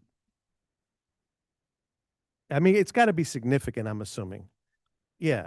Yeah, Because now I got to identify Remember that myself blank. every time there's a code complaint, right? Back in the day that they didn't have to do that. Yes, Commissioner, the difference is very, very significant. We used to get a lot of calls in the past. I mean, I would say hundreds of calls. But now people, they do call, and sometimes they want to stay anonymous, and then we can't act on that kind of call because the law has changed.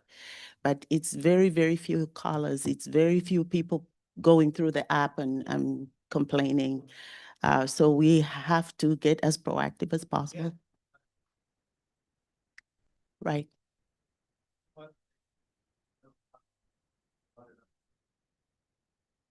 I have a follow-up question on that. That's very interesting. So how do you record then anonymous calls? We don't really record anonymous calls because we are not supposed to take them. However, if they sent an email, and some of them do come as emails with a very weird kind of email, you reply to the email, it won't even, it bounces back. People do stuff like that.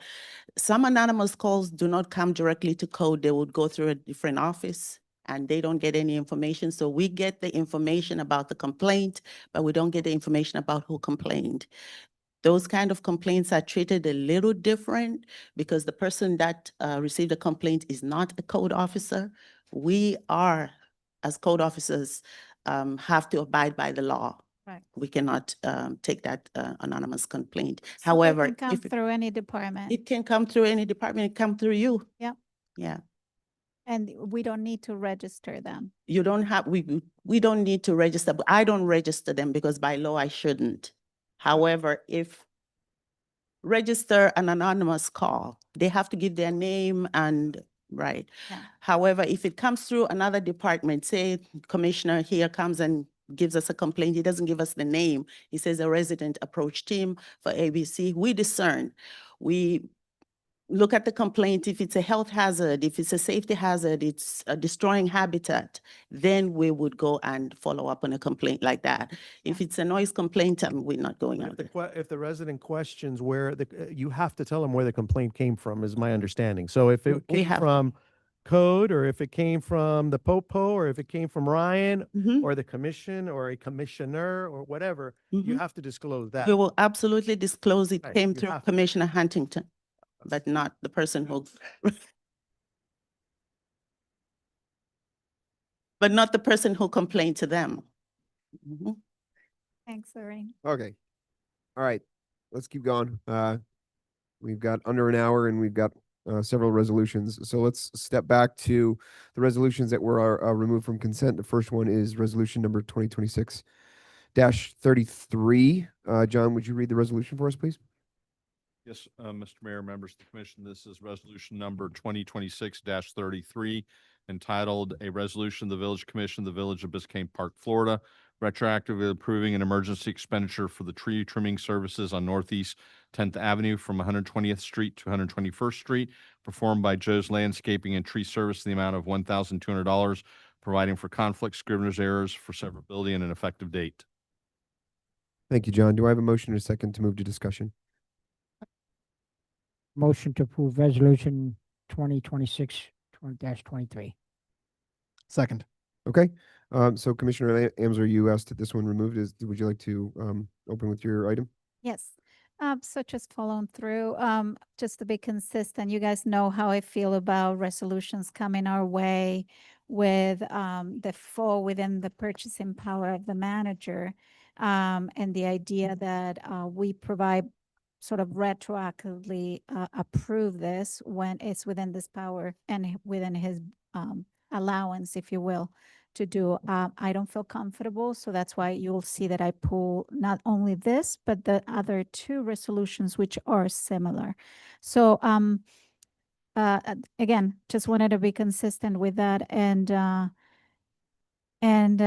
that I can vote against it. That's all. Okay. Thank you, Commissioner. Any other questions or comments on the resolution from the rest of the commission? Okay, hearing none. All right, so all in favor of, I lost it, sorry. All in favor of approving resolution 2026-33?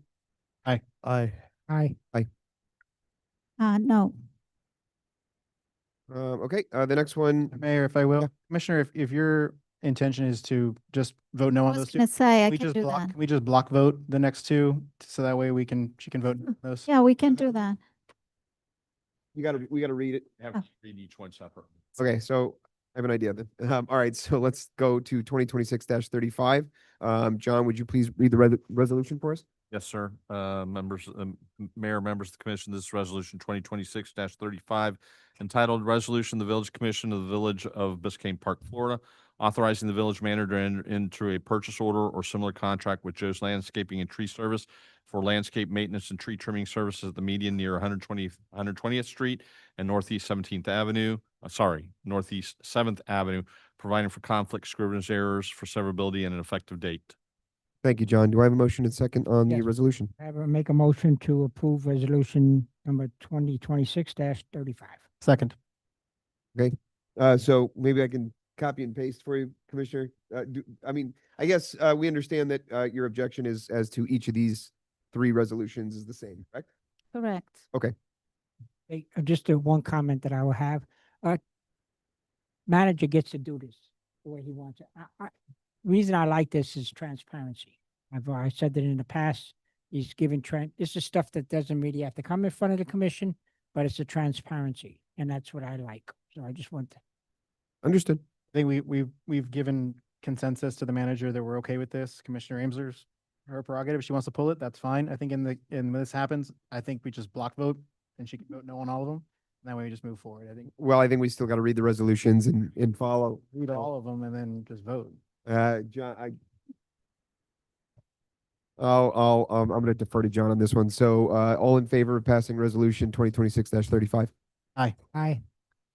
I'm gonna vote no, and I'm gonna answer to Commissioner Samaria, just to confirm that my vote is clear. So I'm 100% for transparency. The only comment I have usually with this ones is that they belong in the commissioner and the manager's report. So this could be pulled up there. No need for a resolution to have the commission approve $800 in this case. The Is problem, it 800, I'm sorry, is it $800 in the case of 2026-35?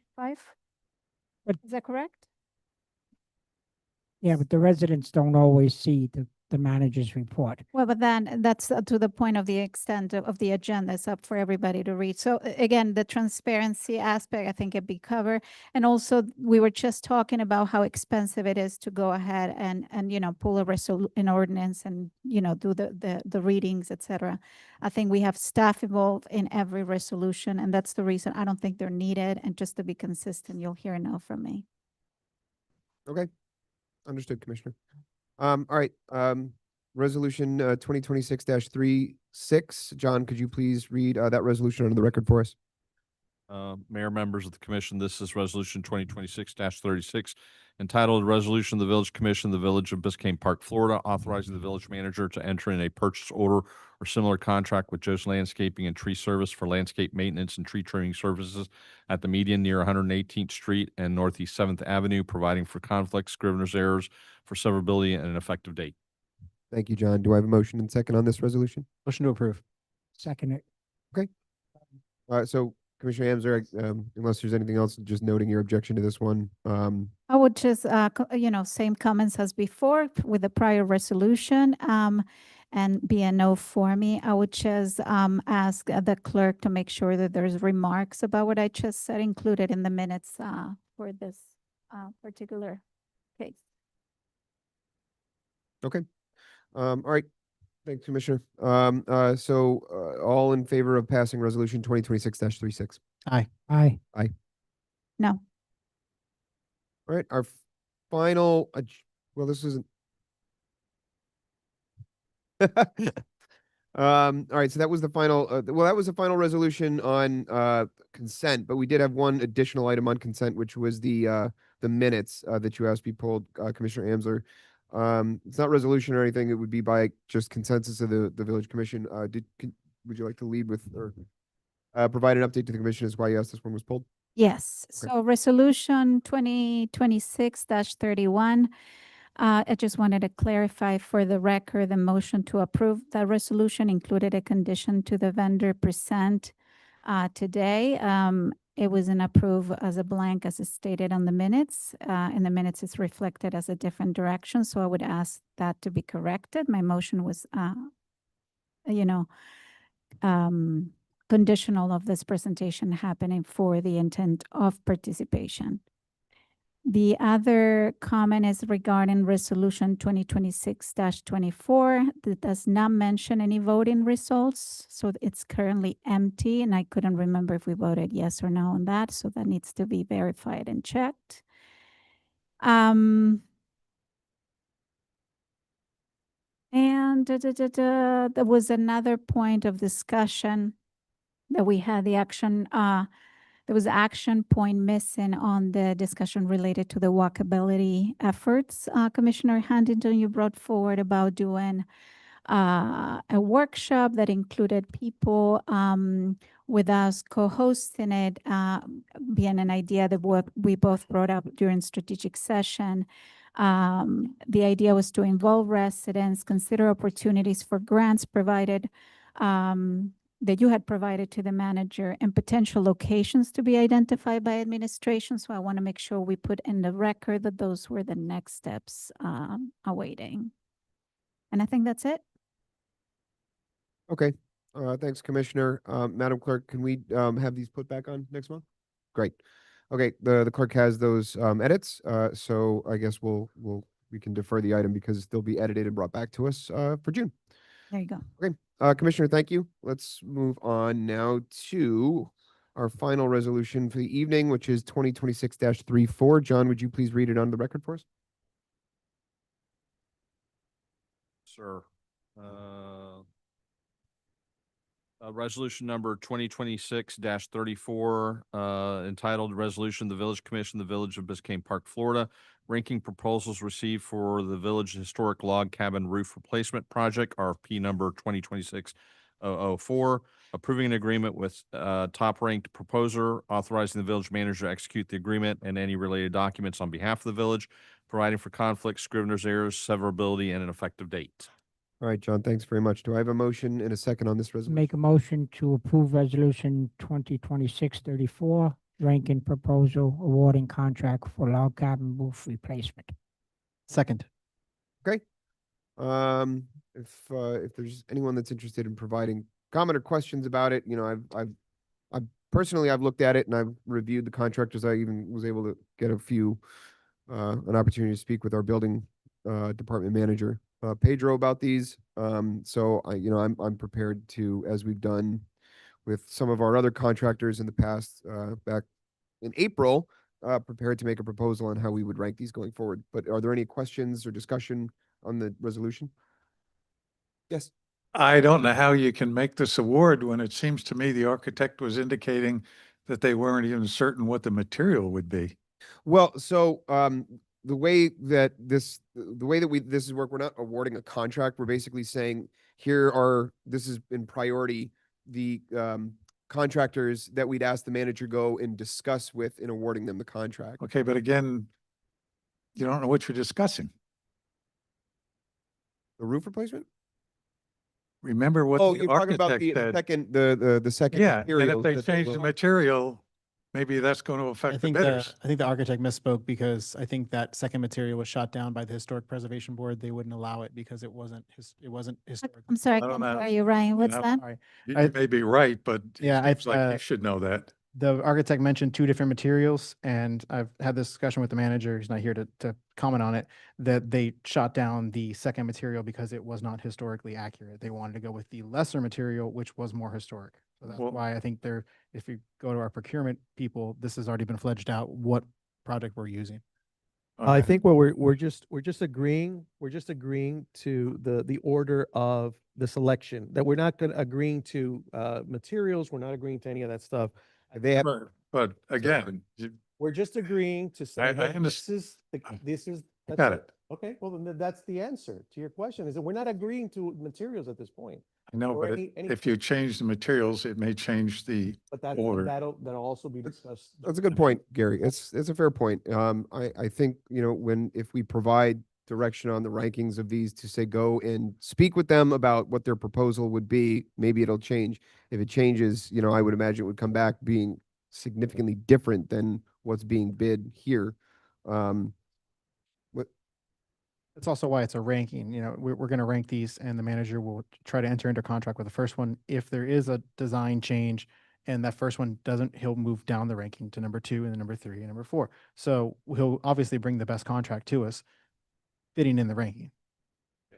Even if Mr. there Mayor. was an executed agreement that until a notice to proceed is issued to the contractor, no work is done. So that would give the village the opportunity to, with the architect, determine what is the exact type of shingle that the village is going to use, and direct the contractor, and then a notice to proceed would be issued. So there are multiple safeguards in place to make sure that the work doesn't start and the village isn't committed to anything until all those details are determined and made aware to the contractor. Okay. Go ahead.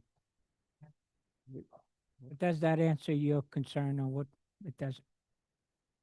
Okay. I have a question. Explain what this resolution is, really to explain what the purpose of this resolution is. Mr. Attorney? Yes. If you is can- To take the individual scores that were developed by staff. You all rank them. We put those into the resolution, and now the manager, pursuant to the resolution, has direction to work with the selected contractor, the top-ranked contractor, to develop an agreement and eventually enter into that agreement for the replacement of the roof. Okay, so then what does the manager do after that? I'm trying to get, He will meet with the top-ranked proposer and negotiate the details of the contract, or the contract is executed and the work is commenced. then It would include a determination of what is the material that the roof is going to be replaced with. And if that company doesn't do what, let's say, a concern that he has, he can go down to the second group, right? That is correct. If for whatever reason, the top ranked proposer is unwilling to use that particular type of shingle material as a replacement of the roof, then under the resolution, the manager would have the authority to begin negotiations and ultimately enter into an agreement with the second ranked proposer and so on. To the point in the RFQ, when we are, RFP, when we're asking for vendors to come forward with this pricing, do we specify the type of materials we want? And would that change it? Yes, I believe in this RFP, and staff members here and can answer this if I give an incorrect answer, but it's my understanding is the RFP that was put out on the street provided for like replacement. So, I don't know the term, cedar shingle to cedar shingle. Okay. Am I correct in that? Christina Brown. Hi. Would you guys like me to answer any questions? Any I- comment on the topic that's currently being discussed? Yes, sir. Yes, Mayor. So when we put out the RFP, we received the specifications and the drawings from Chisholm Architects. They were made part of the package. Within the bid form that we put out, which is where the contractors have to specify their pricing, they also have to adhere to what is specified in those drawings. And we gave them two options that they could choose from, including an alternate option that they could submit for Walaba. Ultimately, we don't have the final say. Who has the final say? It's a combination of the building department and the Historic Preservation Board, FDOS. Our grant manager in Tallahassee has been looking at the drawings, has been looking at specifications. He has given us feedback. They want to see material that we're going to select, and they'll have the final approval. But within the actual bid form, it was specified that there could be two types of shingles or shakers. And ultimately, once we negotiate with the contractor, when the manager meets with them, we still have to run it by FDOS, and they will have to say yes or no. And then from there, if anything does change, the price goes up or something like that, the manager could bring it back to you if that's what's needed. But I think at this point, we have enough information within that RFP that should protect the village based on what Chisholm Architects provided us and the amount of reviews that we've had. We've had reviews from the building official, the assistant building official, the state twice, along with internal staff that has looked at it, John Jenkins. There's multiple people. It hasn't just been one. They've also provided previous details on what was on the roof. We've had meetings where contractors came out here. They asked a lot of questions. We provided a lot of feedback. So I trust that we have done our due diligence, and we will do what's right by the village. Thank you, Christina. Yes, It sir. helps. Thanks. I have one more question. Who were in charge of providing this sort of ranking, if you will? Staff members? Correct. I believe Ms. It's two current building, Is it what, that was Yes. the question. So there are Basically what you said, the three evaluators that scored it were the building official, the assistant building official, and the architect that was here tonight. They did not rank it. They score it. They go through their process to score. We have criteria that they have to score against.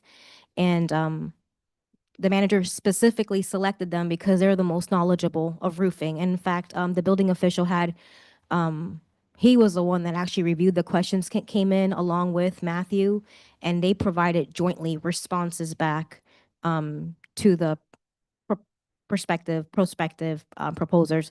So I do believe that they, like I said, they evaluated it in good faith. They did what they were supposed to independently. They did not share those scores with each other. The first time anyone saw the final scores was tonight or when it was posted onto the agenda, but it has not been ranked, and that's what we need direction from the commission on at this time. I'd like to make a motion to approve the ranking as is, and move this forward. Are you talking about by total score then? Yes, yes. So then, just for purposes of the conversation here, it would be Supreme Roofing, followed by Laporta, followed by Sky Peak, and then followed by Main Enterprise, Jenkins Roofing, and A1 Property. Second. That's my top was I was going to go with the 262 score, the Supreme one. All right. Well, we have a motion and a second on the floor. Can I ask a question before I vote? Sure. I guess I go back to last month. John, if you can guide me as to why we need to do it. In this case, the manager is not providing that final say. Because the RFP one provides for this process, and ultimately, it's your decision to make. Mhm. There's also, I believe, issues of timing, as there were last month as well. So it would be impractical to convene a meeting of the individual staff members for them to get together and to compile the scores and generate a ranking Okay. for that to you also. At the end of the day, as the commission, you are in theory free to, even if there was a ranking by staff, Got it. free to agree or disagree with that ranking.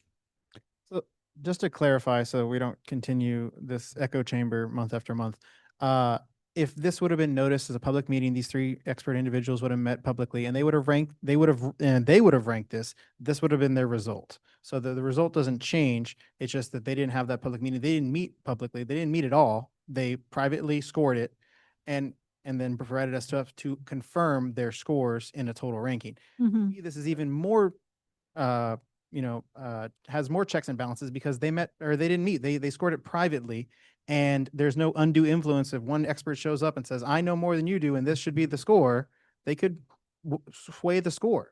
They're privately scored. They don't know what what either of them put down on that paper until it all gets compiled together. And so, to me, this is even more has more checks and balances to it than the traditional method. And the results would be the same. So to me, I just want to put that clarity out there so that way we all understand. Understand. Christina, you got one? I appreciate that clarification, Ryan, because I think from my perspective, the way I was thinking is it doesn't, it didn't happen the way you just described it. So I agree. I mean, if that's the case, and in a way we are moving forward independently, and regardless, it would have come for approval in the commission, right? Yes, ma'am. In the first scenario as well? Not to belabor the point, this is one of the things you can decide in the context of the policies and procedures that we would be doing by resolution as opposed to two public hearings if we wanted to modify it. Got it. Okay. Christina, last anything? Just for clarification, there is a lot of, from the day that we leave this meeting, we go straight into agenda review, speaking about the next month and what we're going to do. There's like 3 weeks total to meet. And what happens is we have to get people that are not in the village, for example, consultants like Matthew, to all come together to Yeah. meet in one place, to publicly notice it 10 days in advance. We don't have a lot of time. We are, so that you have peace of mind, for the Northeast 6 Median Avenue services. I saw that. We have put a public meeting together for that. That is going to happen May 11th at 11 a.m. We had to reschedule that one more than once because some staff was on vacation, others were out, out of the office. It's very cumbersome. You guys are very small. You don't have a lot of staff. Yeah. A lot of your work is outsourced, including like myself.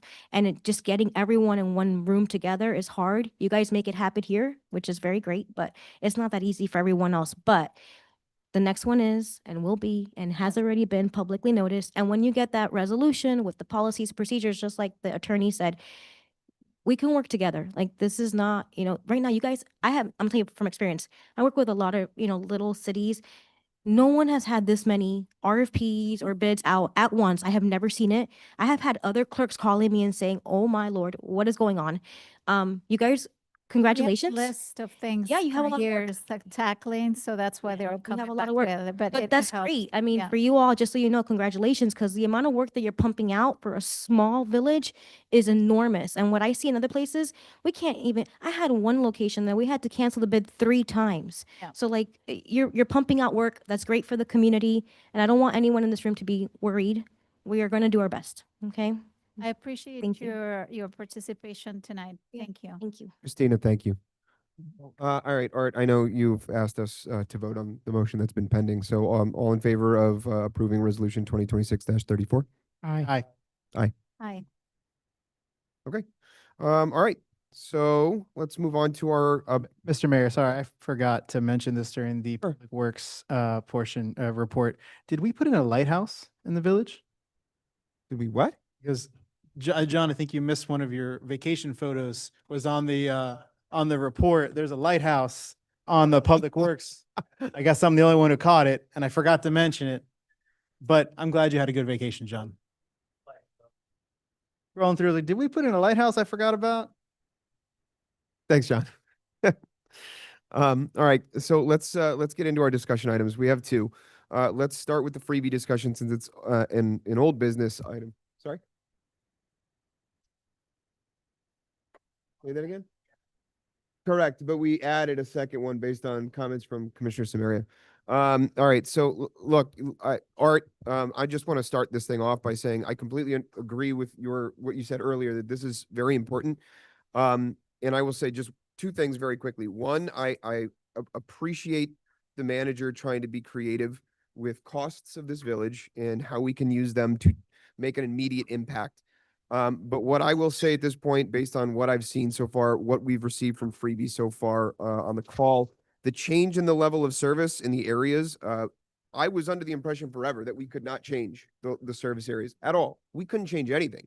And we've added an area where people can get dropped off.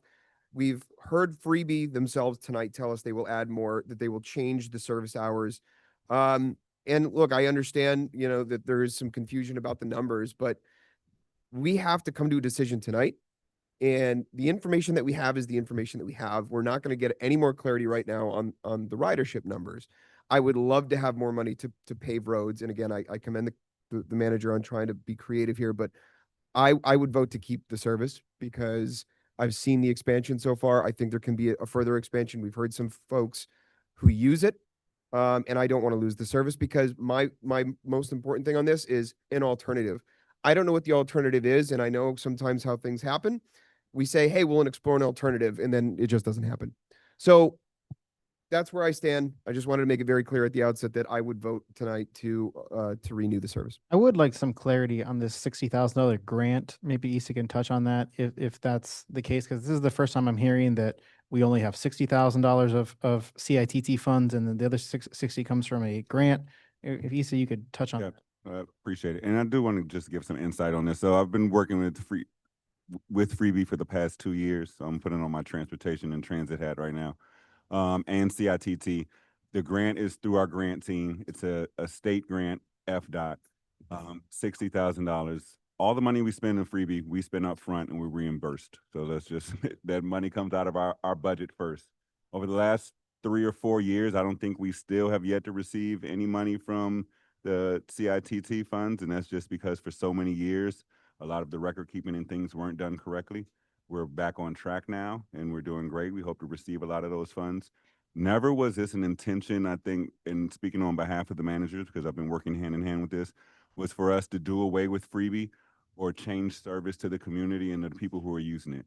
Again, we were trying to be creative in our ways of how we see fit that we can save money and redirect some money towards what we know is a sore in the village, and that is our roads. And so for us, we looked at the numbers. It looked like the service was being underutilized. We know people use it. We're not saying that, but it feels like it's being underutilized for the money that is being spent, which if you break down the numbers, some of those numbers she gave this evening are a little inflated in my eyes, just because I do the reports, but we also have to know that Freebie is a company and this is a contract that they are also trying to keep. So they're going to say some things that benefit them. Adding the Publix to the demographic was something that we brought to them last week in the meeting. Putting the survey on the app was something that we brought to them last week in the meeting. For as far as we've known, we cannot extend our service until this last meeting that we had, where we are entertaining maybe not having this service anymore. So now we're getting that information, which seems a little convenient. But at the same time, hey, if we can do that, that changes things in regards to our service and our ridership, I'm sure. We can change the time, but we can only still have 56 hours based on our $10,000 a month. One vehicle, 56 hours. The more you expand that radius of people going 5 miles, if you want to extend it, the longer the wait time will be for this one vehicle. Yeah. And those are just simple things that we have to look in. Our biggest goal here is to provide services for the community, but also spend our money to the best of our ability. So the grant, yes, $60,000 from the FDOT grant goes towards the funding of the freebie car service. We have 1 year left on that. This is why we needed to have this meeting this year, because if we don't decide before the next 30 days, we either lose that year and or we can terminate in time to not be penalized. We are on the second extension of that grant, which they only offer you 2 extensions. And with this extension, we do have to upgrade our service. The only way we could find to upgrade our service without increasing the cost to the village was to change the vehicle. So if we do continue with this grant and going forward and continue with our contract with Freebie, we will have to upgrade the vehicle, which is just a Volkswagen, a slightly larger vehicle, can fit more people per ride, but it doesn't change anything for us in regards to cost. It's still an electric vehicle, so it doesn't change anything. Space, obviously, the vehicle is housed at Public Works. We would have to work that out. But that would be the addition that we had to make to get that final extension of the grant. Not sure if we would be guaranteed to get the grant the following year, but we do know that we're secured for at least 1 more year with that. So, sorry, just touch on before you move on. So that's a final extension. So after this extension is over and we lose that $60,000 funding next year, would be coming out of general fund. You would have to reapply, obviously. And they are making those changes where they're offering 3. But again, in these There's no guarantee, situations, to your point, there's no guarantee that we'll there's get no it. guarantee. Right. But Absolutely. you also said something that caught my attention. You said that we haven't been reimbursed by CIT. I don't think that that's accurate based on the information that I've received with CITT.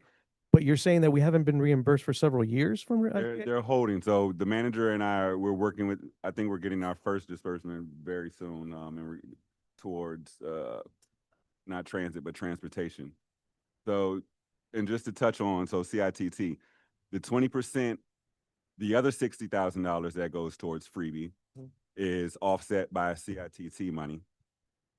But we only have to spend 20% of that 100% of CITT money towards transit, which is the Freebie program. That 20% comes out to like $36,000 of what we receive from. So then the city is covering technically that other, or we are then dipping into transportation. So with all the projects that we had towards drainage that we've done over the years, all of that money for transportation was going towards those drainage projects. Well, how we were looking at it and being creative is minimizing that 20% that we are spending for transit down, which we're spending more than that now, obviously, and then being able to re-delegate that money towards road paving. So again, this isn't our plan to do away with Freebie. It was more to be creative and put money towards the roads where we felt this service was being underutilized. Now, they brought some options to the table that definitely could increase our utilization, but there's one thing that isn't changing is that we only have 1 vehicle. We are set on the times, though we could break those schedules up. So we just wanted to bring this to you all and get your opinion. Obviously, we hate being put under the gun with the time crunch. Sure. But we felt we would do a disservice if we didn't at least bring you guys these options. It was consideration, and I think it was creative. It gave us an opportunity to revisit the freebie service since we haven't talked about it in a couple of years. So yeah, no, it was just something that was proposed to say, let's just look at it. Right. And I just think some of the information that we've received, and I particularly find comments by the Kuehl family to be very applicable. It made a lot of sense. It made a lot of sense. I mean, I think that the presentation from Freebie was very eye-opening as well. And I get that, you know, we asked for a service when, hey, we're considering maybe not renewing it. Well, let's give you a new area. But hey, it works, you know, and it's a high value area, that public. So I don't want to take any more time. I'll go to the rest of the commissioners. I was glad the commission decided at the last meeting to have them put a presentation, because I was against this, as I mentioned at the last meeting, because I was concerned about the expansion areas, that it was only in the Pacific area, and then the time. And the numbers bother me, and they still bother me. And it's a business. I think they floated their numbers higher than it really is, but the expansion is what, you know, I'm really for. And the time, I do agree with you if somebody goes to Miami Shores, but I think you'll pick up ridership more. You go to Miami Shores. Targets is at you know, I drive my truck, and I'm home, I would rather take it, go to the post office and visit Target, or if I want to go to Miami Shores. So I'm for this, and I wasn't for this before this meeting, but I'm glad we had Freebie come back and give a presentation. Thank you. Okay, one question I have. What is the total number of funds we get from CITT a year? You're not including the grant, because that can only be used for Freebie. What is the total number of funds we are supposed to get? And I guess we're not getting reimbursements.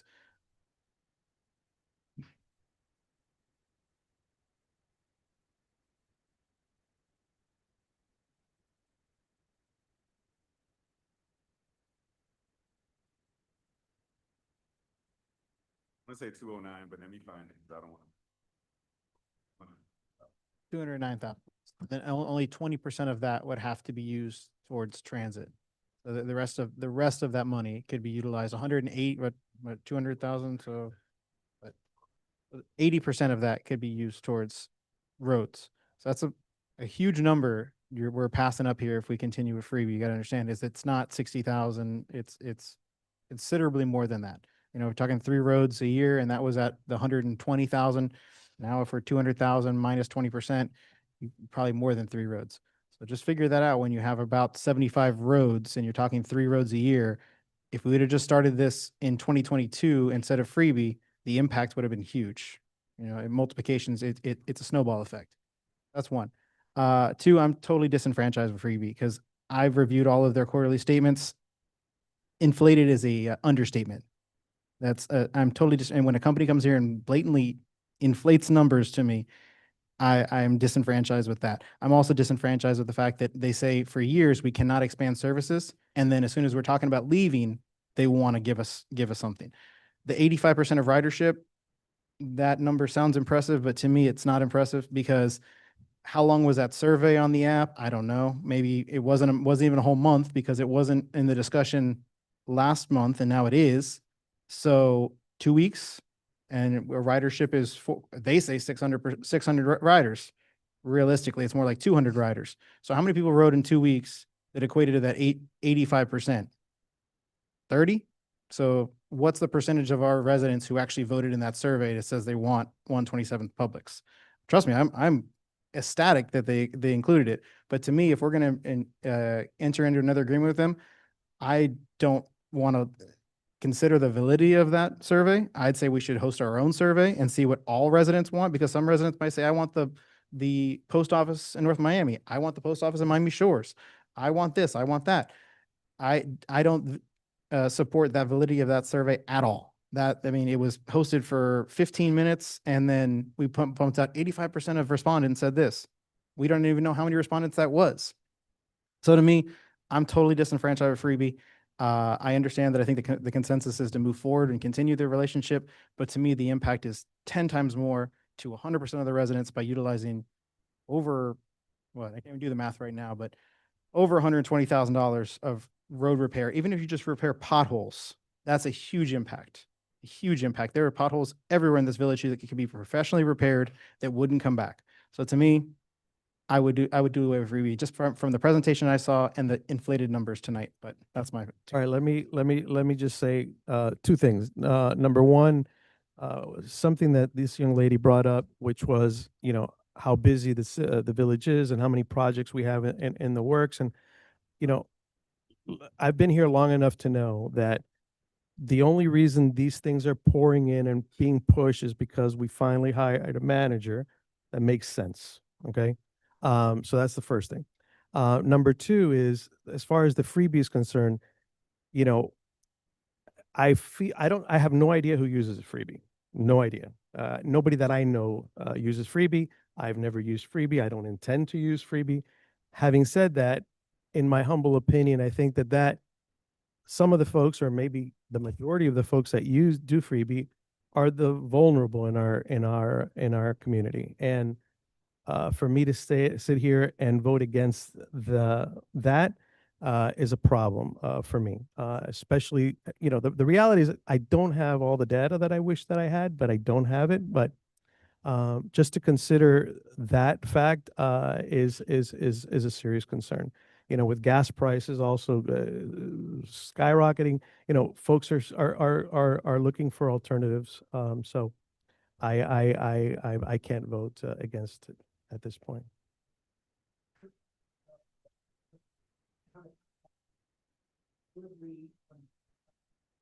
For the renewal for the next year, put in the concerns that Commissioner had. Absolutely. I mean, You know what I'm saying? I want to have. decide to continue the contract. Very- We're going to do everything we can to boost ridership, to get more details, get the numbers, and work hard so we can bring you all the numbers so that when and if this comes back up again, we're not under the gun here and still looking for answers. Because I'm willing to give, another year's chance if we know what we have to do and we know what they have to do. I don't believe everything that she said tonight. I agree 100% on that. But I have to think of the residents. And just by the comments that I heard from the residents tonight on the ones that do use it, it's very important that we keep it.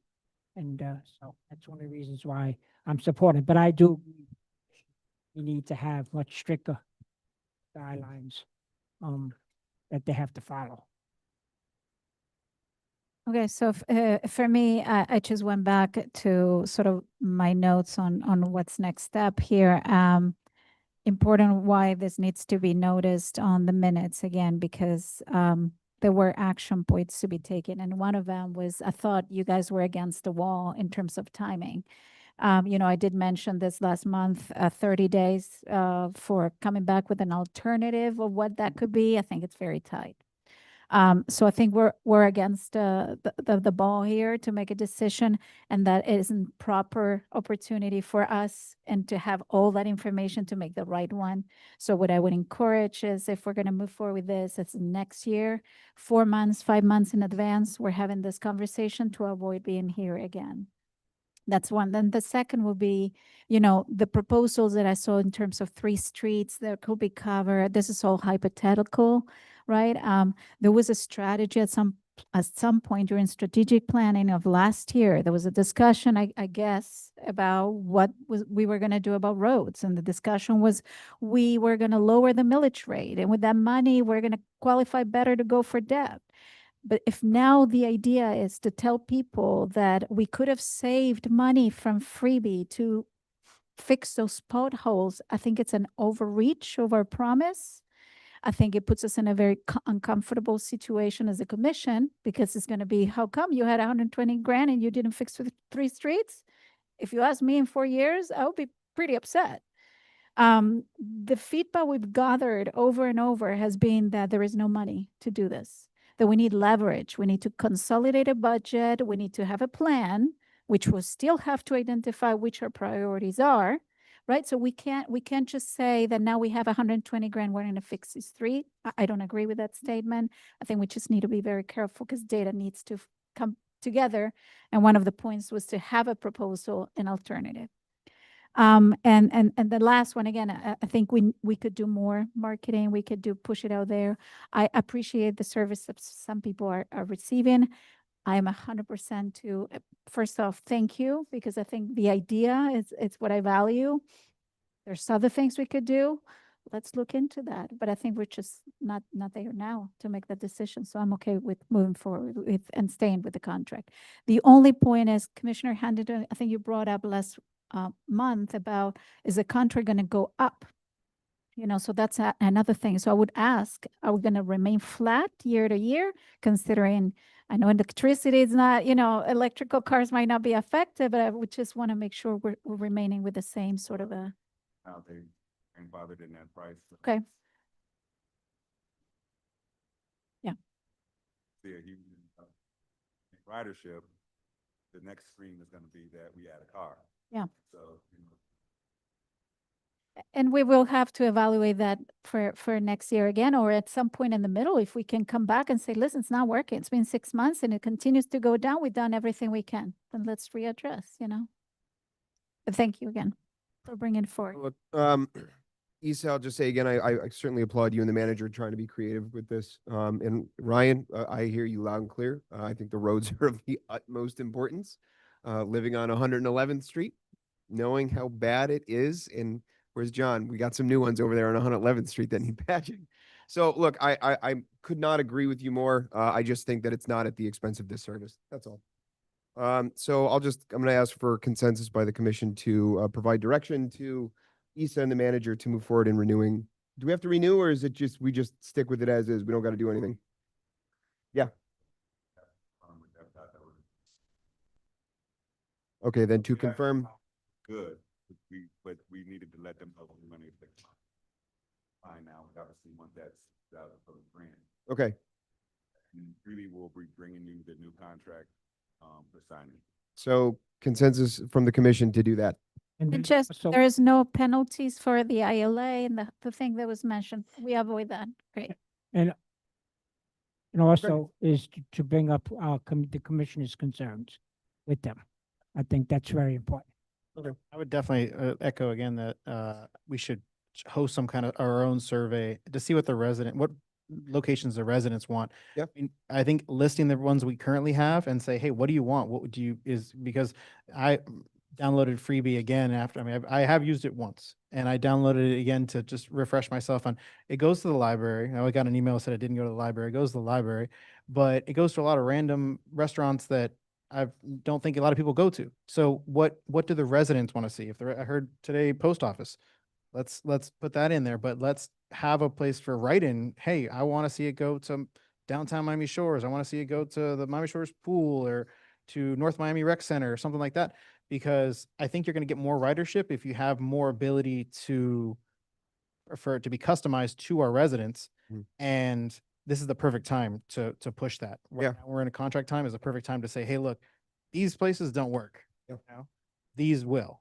Yeah, no, I think it's a great idea. And Issa, that's, you know, I know And you've would been it- working with Freebie for a long time, so that might be something that you'd be best suited to bring up to them now. Say, look, okay, it was on thin ice, but we're going forward and we know that you conveniently added something here for us. They made those changes within the day of our meeting, so the fact that And when they I can saw it do said that, April like, 26th on the right now. survey, I'm like, well, that was a that was couple of days literally ago. the day after we had that meeting, and we brought up that there wasn't a Publix within the service area. Yeah. Only the Aldi, so that was the only grocery store that you could go to. Right. So that's why we chose that one, but we also know they're building a new Publix on Biscayne, so a lot has to do with traffic but I mean, if we could extend it just a 5-mile radius around Biscayne Park, maybe that's just the best option for us at this time, where you just make it a 5-mile radius. You want to go anywhere in that 5 miles, go. Yeah. And then people also need to know, since we're on the topic, is that they can catch a freebie to a freebie. Yeah. So you can catch a freebie to North Miami and catch the North Miami freebie. That's And I think people are underutilizing that aspect Yeah. of it as well. Understood. Okay. So that's So it sounds like we have consensus to go forward as you identified. All right. Thanks, everybody. I appreciate the discussion on it. I know we've only got 2 minutes until 10 o'clock, but we did add on to the new business, this discussion about a 250th. Very quickly, I mean, how do we foresee this? And I appreciate Commissioner allowing this to be added on, because we had no intention to add on. Basically, it's going to be the 250th anniversary. Have it as I met with the city manager, a picnic for the residents. Right. And it'd be a potluck. So that Okay. would be that. We get sponsors of businesses that will sponsor it, that will pay for the event itself, for the overtime and stuff like that. Okay. Will be, be held on Saturday. I was looking at the second week. From of- July? Yeah. All right. So then I with asked the the, city manager if this is possible to get it done, and he says yes. okay. Oh, really quickly to Yep. try to speed it along. 'Cause we Yeah. have Yeah. I completely concur. I think we should do something. I don't think that if you do it the week after 4th of July, anybody's gonna, with FIFA and World Cup and people are gonna be so summer and summer. I'm gonna be out of town. Once you're gone after 4th of July, it's a blitz to the beginning of school year again. So I think the only thing you can do is the day of 4th of July. You already have Miami Shores fireworks going on, North Miami, whatever. So I looked at, I actually mapped out when I heard you were going to talk about this. I mapped out what available hours there are. The only available hours really are the morning.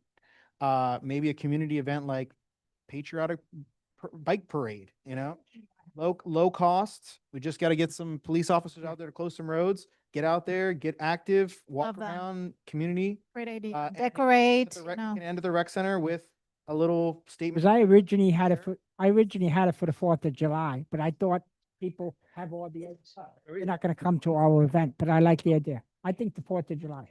If you want to spend a little bit extra money, World Cup's going on that day, throw up a projector and soccer game's going to be viewed at the rec center today. And something else we should have talked about, and we should have done more watch parties in the park. But yes, past that. So, I'm 100% agree. and you can also get businesses, because I have my business. So I'm telling you right now, you can get businesses to be sponsors for this, and that'll pay for the overtime that the city manager's biggest concern was the overtime for employees. Maybe give direction to the manager and to our esteemed director to come up with like a little parade route that we. Got some ideas, Issa?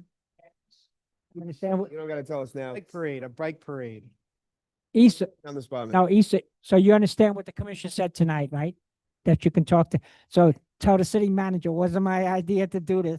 One of the commissioners brought it up, so good idea, but I wasn't gonna bring it up to have an item. Okay, so you know what we want. So we're gonna have it for the July 4th.